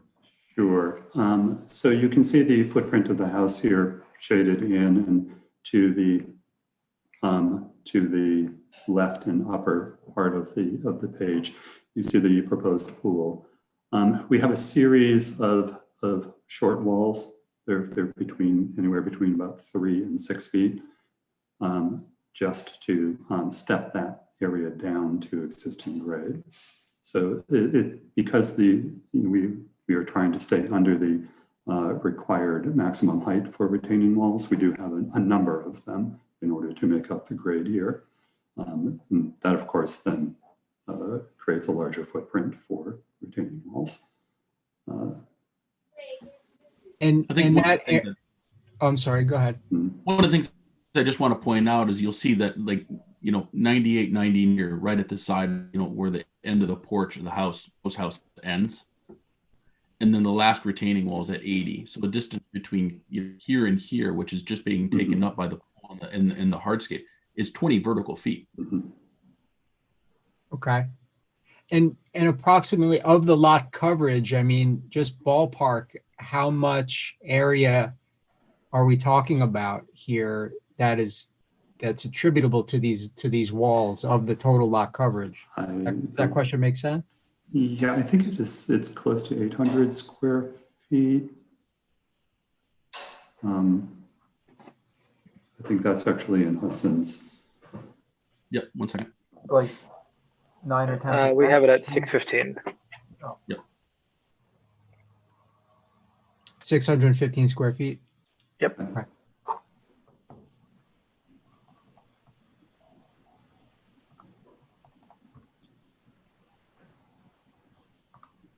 And Well, so I think following up And from if you subtracted the 615 from the coverage, you're just about at the permitted level. that's correct. okay. So that's kind of what I was asking. Okay, thank you. Right, as we were challenged to define the hardship further, this is what Howard spoke about. All right, that would be your argument at the ZBA. All right, Kevin, okay? Yep. Dan, Uh, just on the coverage, we're not finished with this. Oh, okay. I think with the coverage, I'm getting the gist of what's presented, and I have no problem at this point. Okay, on the trees, the arborist was very happy with your report. The only question we have, there's quite a few trees, and I don't have the number here, but there's quite a few trees that you want to cut down or would like to cut down that are not part of, not necessary for the construction of anything. We would like those trees to be taken out of the proposal, and if you want to take the trees down that are not part, that don't need to come down because of construction, the right place to go, it would be the Irvington Tree Commission. Okay. The rationale behind most of those was because they were in some poor or declining health. Now, that's for the tree commission to determine, Okay. not the planning board. Sure. So if you, you know, you have every right to take them down if they're not in good health, but that's what the tree commission does. We're involved with the building, and if it has to come down, we look at it, and you have an arborist report that we're accepted that you're taking certain trees down and you're planting other plantings, and we're okay with that. But just taking a tree down because it's not part of the construction is something that the tree commission looks at.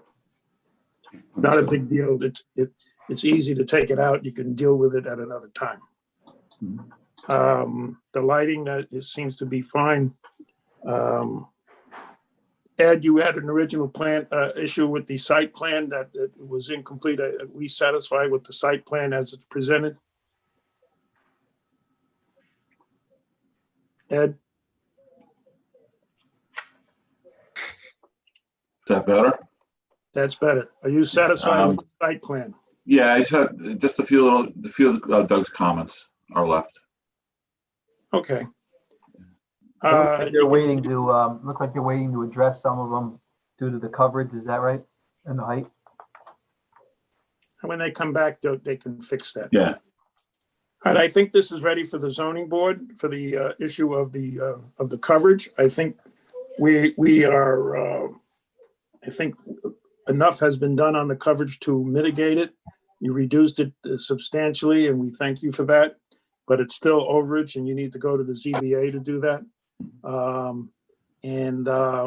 We'd like to see you after the zoning board. Is there any comment on the board here about since it is the coverage issue and as opposed to a height? By the way, that's a good question. Height variance? Yeah, isn't height an issue? Is height an issue? Yes, Caesar, that's why I brought up the current screen. Unfortunately, Caesar, their height calculation didn't calculate because the building envelope is so long. It encompasses the field way down below. That's really not part of the construction area. So this is similar to the earlier height variance, really an unfortunate situation that the building envelope includes a large portion that they're not disturbing way down at the bottom of the field. You'll put the site plan back up with the topo, please.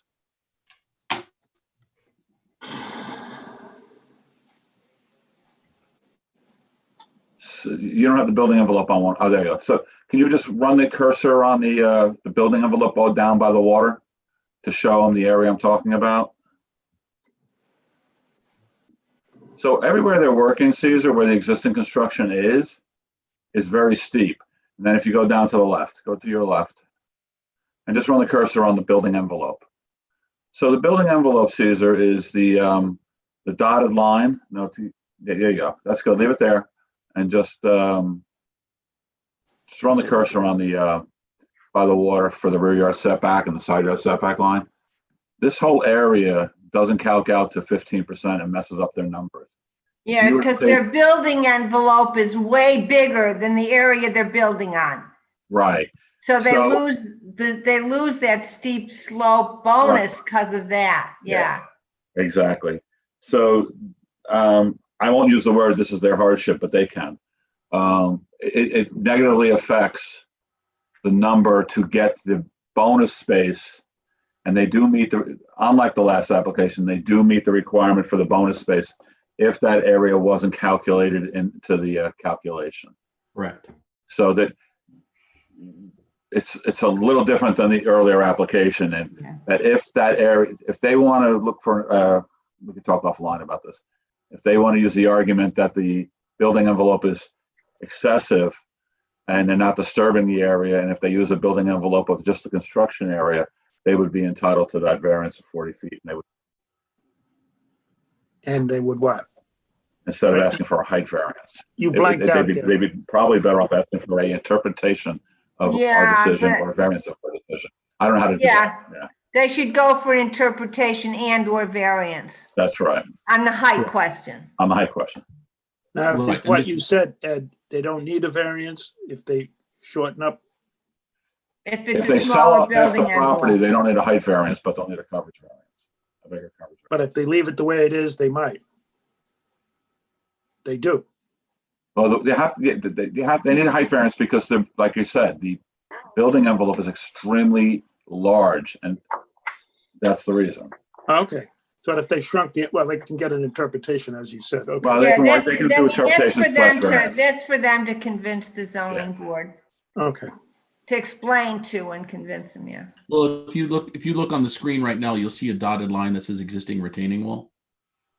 And those were all built in order to hold up this dotted outline of the existing house, which you can see is 12 to 14 feet taller than what we're proposing. Oh, yeah, we're not being negative about the application. We're just, it's a complication of the wording of the code. Agreed. Okay. Board, anything else? Kevin? Caesar, read the, just put in the names of the letters, put them in the Right, record. sorry. Thank you. October 6, 2020. Herska, 35 Matheson Park. That was much in favor. An improvement to the property. October 5th, 2020. Cohen, in favor of the application. I wish my wife would answer the phone.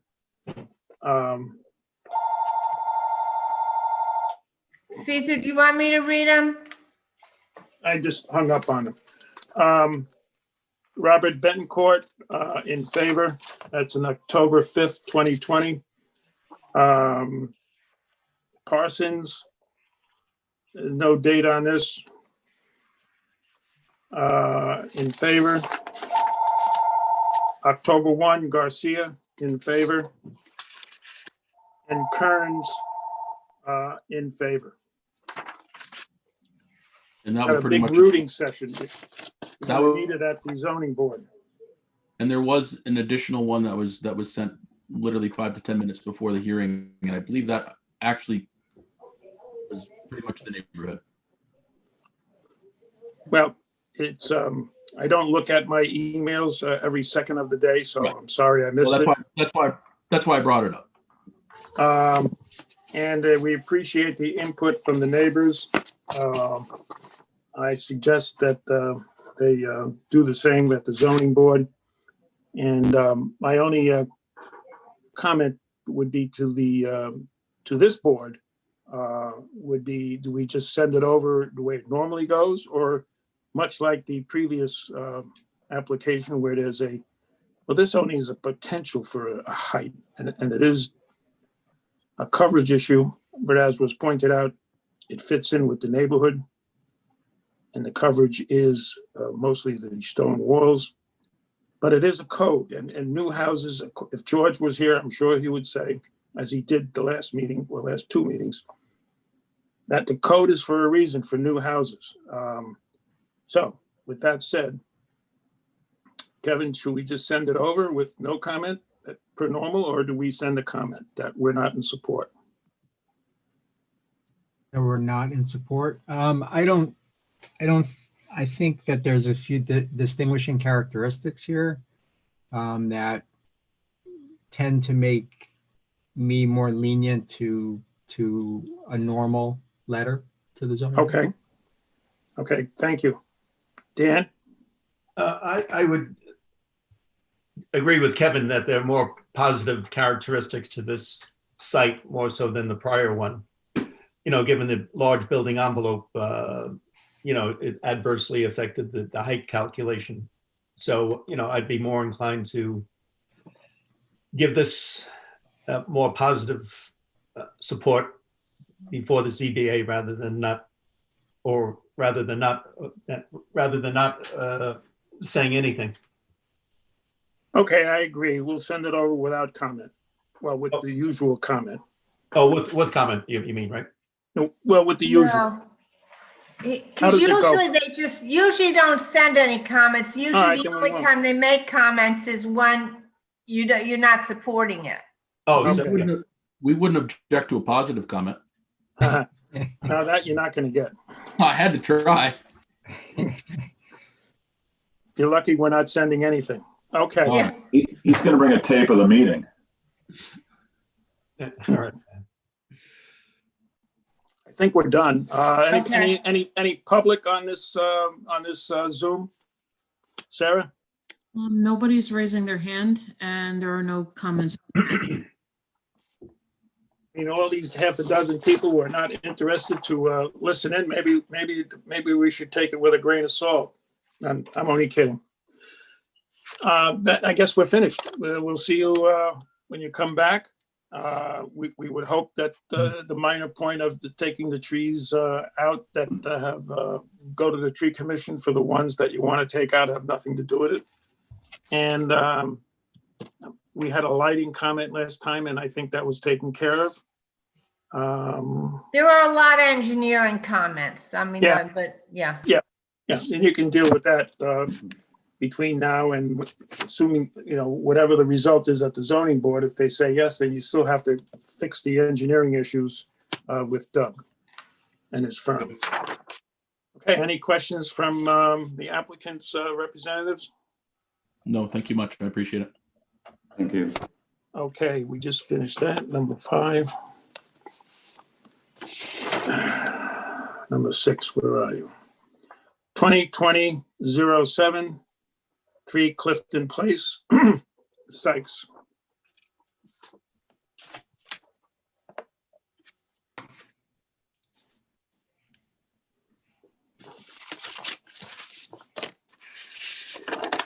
If you're here to represent Sykes, if you could please hit the raise hand button.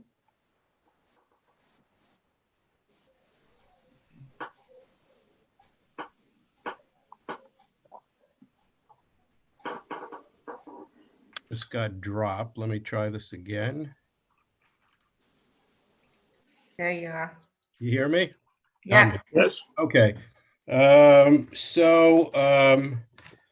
We had a conversation with Susan Nolan to clarify some of her objections for the last meeting.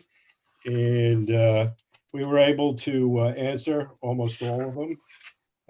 We hired an arborist to do some supplemental mitigation work. We also eliminated the retaining wall that was a concern.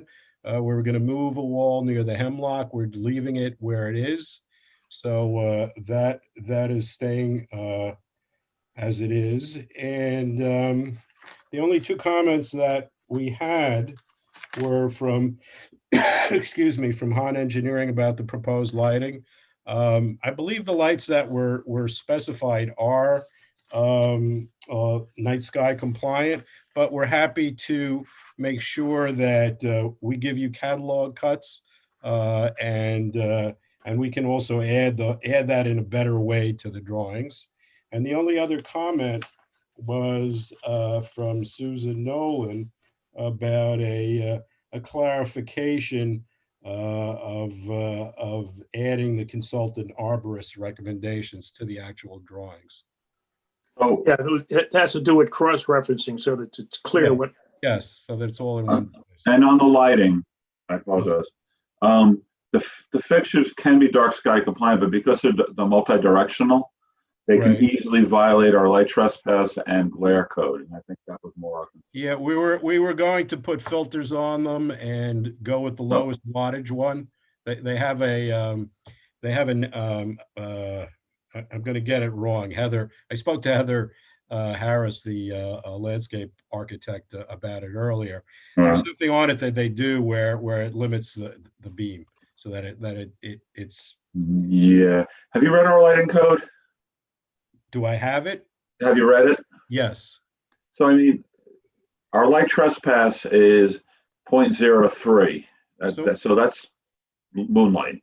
We're happy to change the fixture. Yeah, I just take. I'm trying to avoid a conflict later once I spend the money on it. If we get light trespass or glare issues, it's gonna, it's a financial problem for the owner. Yep, we'll follow up on that and make sure that the next iteration of the plans that's corrected. Thank you. All right, and Susan Nolan was very happy with the mitigation plan for the 54-inch red oak to the south. Right. And I want to compliment you on adding, instead of 1 tree replacement, 3 tree replacements. I presume you work with Susan in terms of location. Correct. Well, as in the other applications, we mentioned letters to the planning board. We got a letter here from Scott and May Sykes. I wouldn't say it was complimentary, a little less than that. The only comment that I want to make is the reference to the unprofessional comment that came out from somewhere in the planning board about the location of the pool. There's very significant variances required for this pool in terms of front yard setback and rear building setback, which are usually very significant. And because, as the letter pointed out, and the board recognized that, it looks where it's supposed to be, where it is, except that there's significant variance required. And rather than being bureaucratic nerds and being a little bit more professional than most, we used our professional judgment, and rather than disapproving it from the get-go because of the variances, we used some professional judgment as opposed to the unprofessional comment that was made, and tried to work with something in spite of the variances. And that's where we're at. And that's all I have to say about that. And you're okay to go to the Zoning Board of Appeals. Any comment from the board? No. Dan? I'm all set here, Caesar. Thank you. Anything from the public? Nobody's raising their hand, and there is no comments in the chat. All right, I guess I should just like to summarize say my little speech there with no good deed goes unpunished. We tried to do the good deed and do what's right and looks good, and we got thanked with the letter. In any event, we're moving on.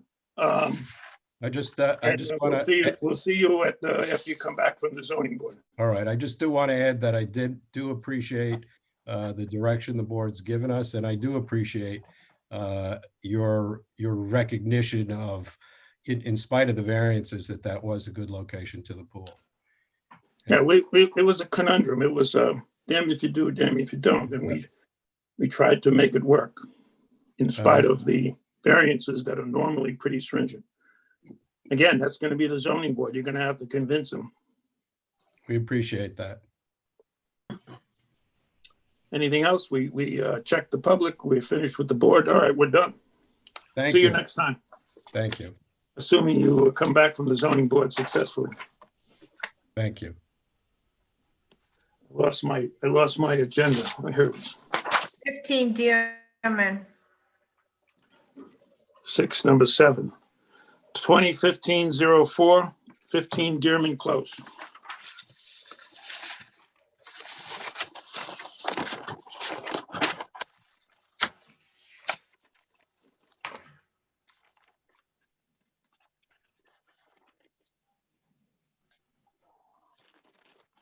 Sarah, Yes. there's a phone number there. Can you let that on too? Mr. Racanelli, you're on mute. And let the phone, let that 914-557 number on. Yes. William Basharat, you're on mute. Okay. Okay. Oh, and this one. Okay. What Oh, is it? that's him, I guess. Okay. Richard Blancato here. Oh, Sorry about the outage, Richard. Long time no see, Richard. Yes, I know. How are you? Good.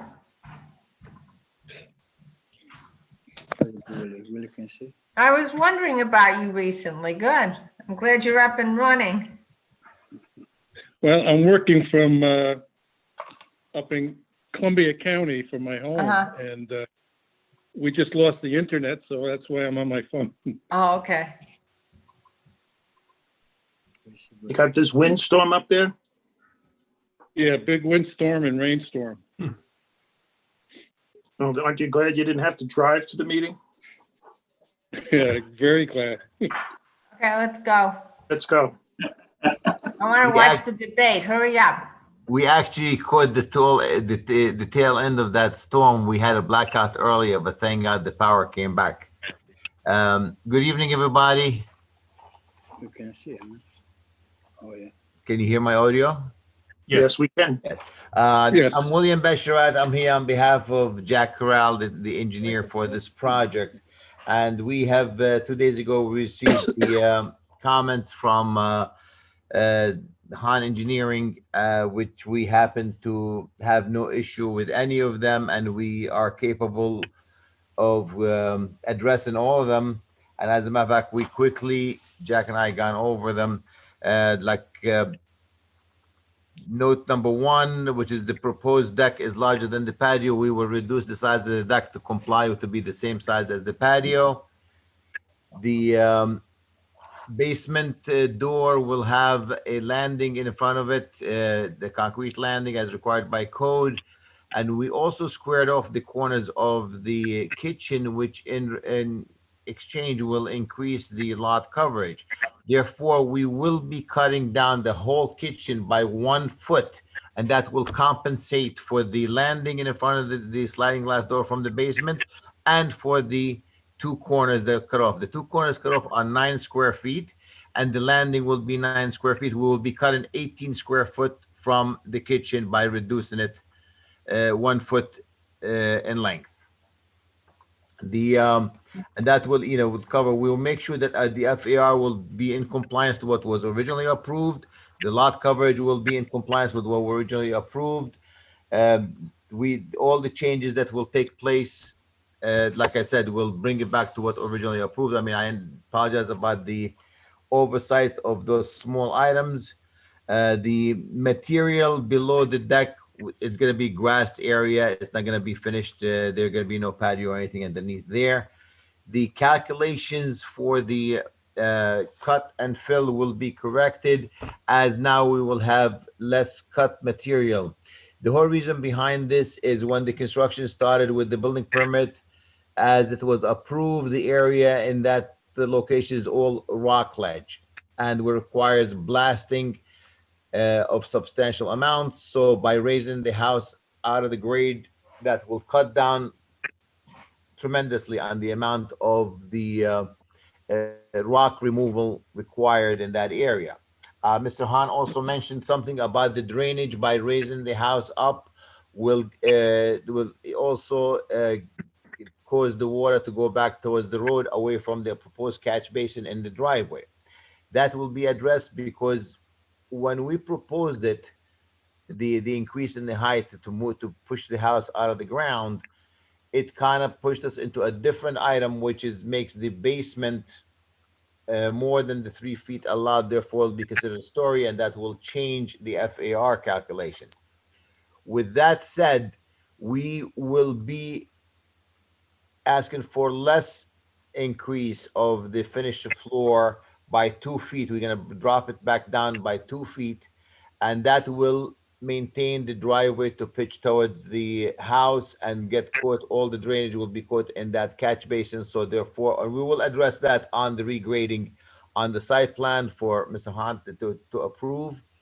The situation with this lot is a very unique lot. The front from three sides on the road. So no matter how we look at it, it will have a portion of the basement will face a road. Therefore, it has to be below the 3 feet exposed from the original grade.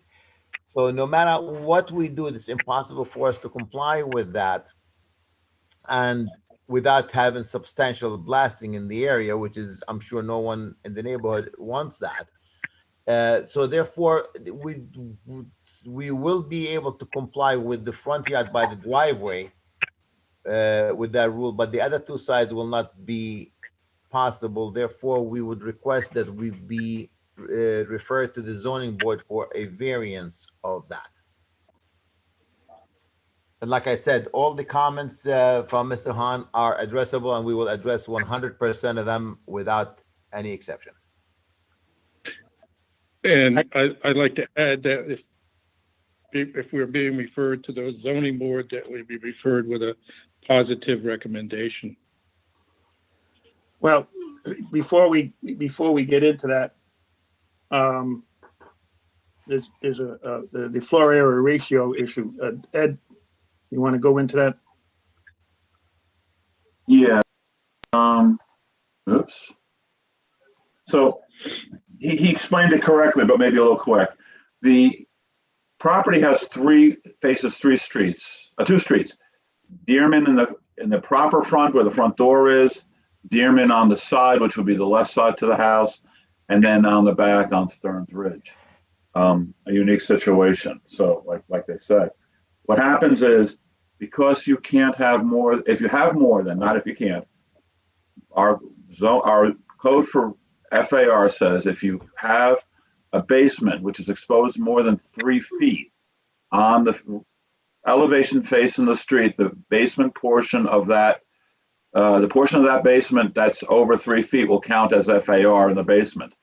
So regardless of how you go around that corner, the whole basement will count as FAR, unless you leave it as their original approval was, where none of their basement was over 3 feet high.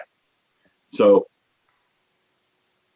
they still meet their height requirement when they raise the house. The plan you have in front of you is still 2 feet too high because the front shows as exceeding the allowable FAR as well. The proposal that Mr. Basharat had just mentioned is to lower 2 feet so that you're there less than 3 feet on the front elevation. The front elevation meaning the true front elevation. So now you still have a more than 3 feet of basement exposed on the left side of the house and the rear side of the house. Therefore, the basement will still count as FAR. So what they're looking for is, I believe, tell me if I'm wrong or right, a variance from the requirement of being 3 feet on all three sides due to the unique nature of the property. Correct. Did I explain that well? I thought you did very well. Thank you, Mr. Mayor. All right, so you're going to have to come back to the planning board to straighten out this FAR. Hey, Ed, did that explanation cover the coverage issue? Yeah, their explanation was they're a little bit over, but they had the engineer and the architect had some different numbers they were working with, and they reduced the size of the house. So you need to come back to get into this floor area ratio business. And get No, the Ed, they calculation. don't need to come back to the planning board about the FAR, right? They're stuck with that.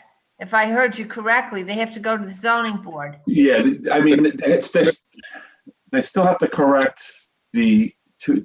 Right now, they're still too high for all three sides. So Okay. I think what they're trying to say is they want to be compliant with one side and non-compliant with two sides. Okay, so they do. Okay, I'm sorry, I Yeah, misunderstood. so unfortunately, right now, they have an original permit that allows them to build the house as is, way down in the ground, which requires a lot of rock removal. So that's their argument. But you're right, Yes, no. Caesar, they have to come back, I think, before they go to the That's up to the chairman, yeah. zoning board. Okay, any comment from any board members? No. All right, None here, Caesar. all right, there is a letter. I gotta find it. Go ahead, any comment, Dan? I have none here, Caesar. Thank you. Anybody in the public out there? I guess there's several comments in the chat. The first one comes from Lori Davidowitz. Her comments are, I have a number of questions. The gentleman just said a variance of that. Can you please define that? What are the blasting rules in a settled neighborhood? Is there an option to lower the height of the basement by 3 feet to comply? That's her comments. And Patty Steinschneider commented, raising the house up to avoid rock removal is a good idea. This lot is an anomaly in having 3 front yards. That is justification given the terrain for a variance to be granted for the FAR. It would be great if the deck was allowed to wrap around the southwest corner and make that a focal point for the view from the lower section of Stearns Ridge.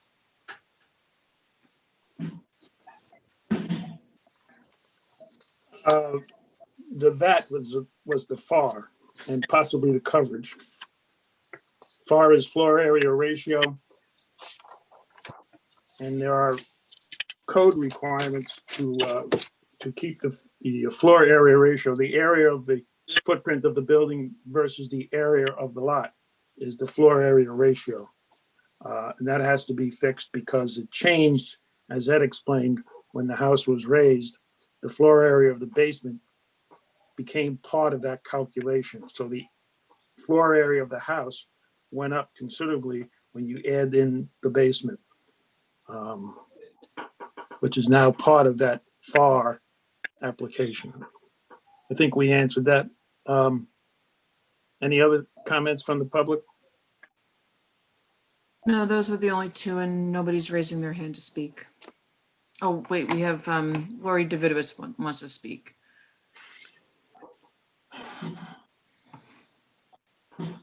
Hi, I did want you to answer the other 2 questions if you don't mind. I'm sure Ed could address what the blasting rules are in a settled neighborhood. I was under the impression that it had to be rock removal with jackhammer and that it's more limited than it used to be because of the noise. And also, is there a secondary option that they lower the height of the basement by 3 feet in order to comply? And then I didn't put this in the chat because it seems like you have to go further, but I did have comments on the landscaping, but if they don't need to be addressed tonight, I don't want to waste people's time. Well, the blasting ordinance hasn't changed since it was written. So they're allowed to blast right now. There are some regulations involving that, but you're welcome to look at them online. It's under rock removal. Right, but aren't there regulations as far as length of the amount? The amount of time they can blast, but yeah. they can blast, they can disturb a lot of. Right now, the project that they have approved needs a lot of blasting. I think what they're trying to do is remove that. But rock hammering is allowed as well as blasting. It's all in the same ordinance. And in addition to your comment, which we can cover later or not cover it, because keep in mind, this is part of an original approval and the plantings were probably covered in the original approval. Not sure we're going to re-review something that was previously reviewed and accepted regarding the planting. If you have comment, maybe you could just submit it, whatever the comment is on the planting, send an email in, and if it's drastically different, we'll consider it. But like I said, it was previously approved. Any other comments, Sarah? Yes, Alan would like to speak. I found your letter, October 5th letter from Alan Gerskovich in favor of the application of 15 Dearman. Thank you, Caesar. Can you hear me? With all these pieces of paper, I had a little trouble finding it, especially since it was your name. I thought it had to do with 9 Stearns and not 15 Dearman. No worries. So, I think the only comment that I have is blasting is obviously loud. Right now, Frank has the right to blast.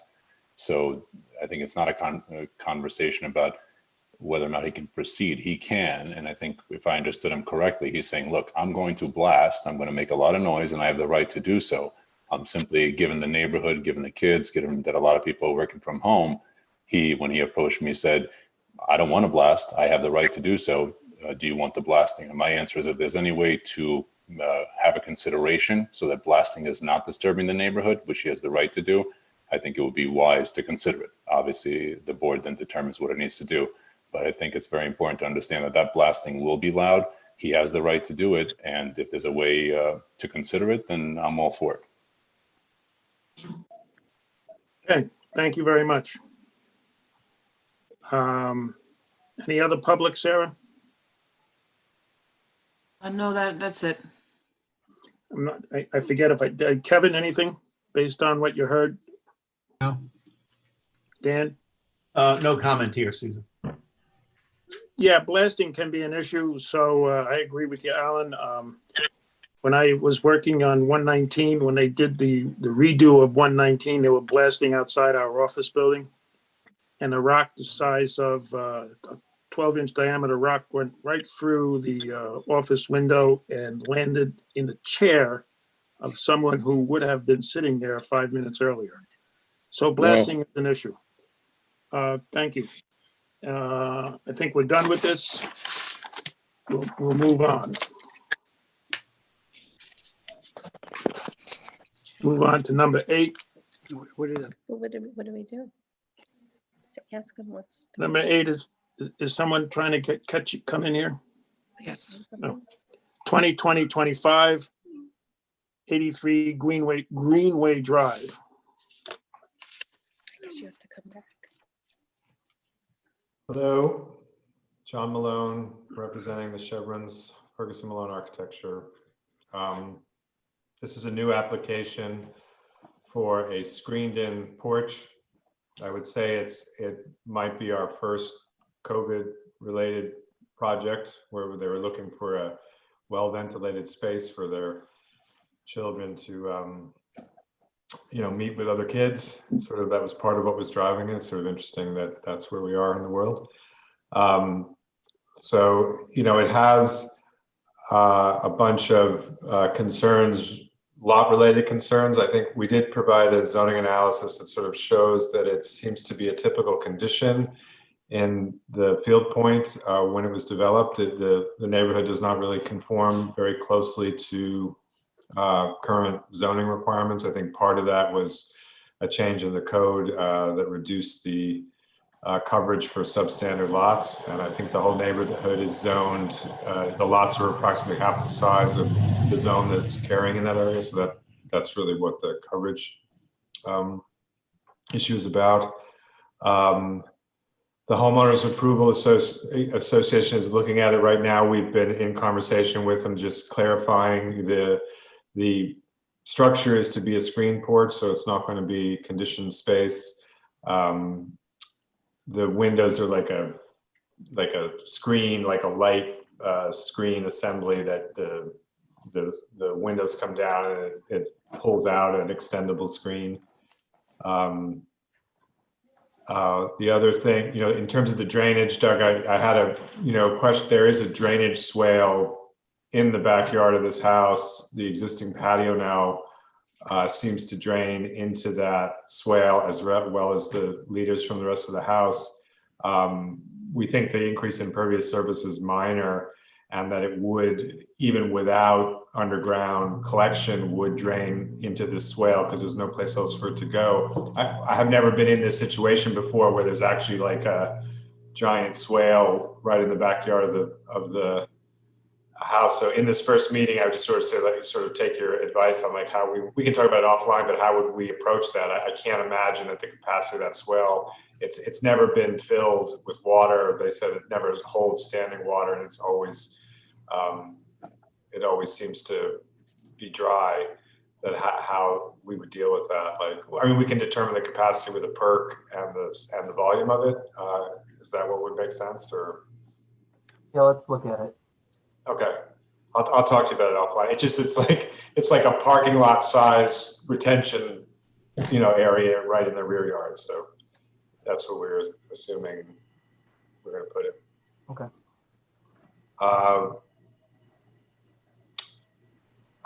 The other comments that we have here about the there's one about lighting. We neglected to show any lighting. You're right. We'll make sure that the lighting meets its complies, and we can add that. I don't know if you guys have any other comments or you want to review the drawings. I can share a screen. You got to get, do you got field point approval? We're still waiting on it. We expect to have it soon, Caesar. They've given us like comments twice, and I was hoping to have it by today, but we haven't heard back from them yet. So you're right. They're front yard setback coverage and FAR. Yeah, it's really, I mean, the whole building is hanging into the front yard. The other road doesn't seem like it was ever treated as a front yard. It's only 15, the existing building's only 15 feet off. And all the coverages, I think it may have aligned with coverage when the property was first built, but there's been a change in the code since then that effectively, in this case, because the lots are half the size of what the zone is, all of their coverage has been reduced by half. So they all look like they're crazy out of balance. But I think in terms of the relationship to the neighborhood, you know, they're all the same pretty much. All right, I think there's not much to this. You can go to the ZBA. Any comment from the board here? Kevin? No. Pat? Dan? No comment, Caesar. Thank you. I have no comment other than what we've already talked about, and you can go to the ZBA and in the interim, when you come back, you'll have the drainage squared away. Yeah, we'll try to pick that up before we come back. Any public, Sarah? Nobody's raising their hand and there are no comments in the chat. John, you have any questions? No, I'm good. I think I know what I got to do. Okay, so you're off to the ZBA and we'll see you next time. Okay, thanks a lot. Thank you, guys. Thank you very much. Thank you. Thank you. I think that concludes the agenda. And want to thank everybody for participating, especially if they're still on, which I doubt. They're probably watching either the Yankee game, who are losing 5-2, or the debate, which is going on. And we like to get to that. Again, thank you, everybody, for participating. Sarah, thanks for handling the gatekeeping chore. And unless there's anything else, I'd like to close the meeting. Anything else before I close? Okay, closing the meeting. It's 9:12. Thank you again, everyone. We'll see you next time. All right, Caesar. Thank you. Thank you, Caesar. Good night. Good night, everybody.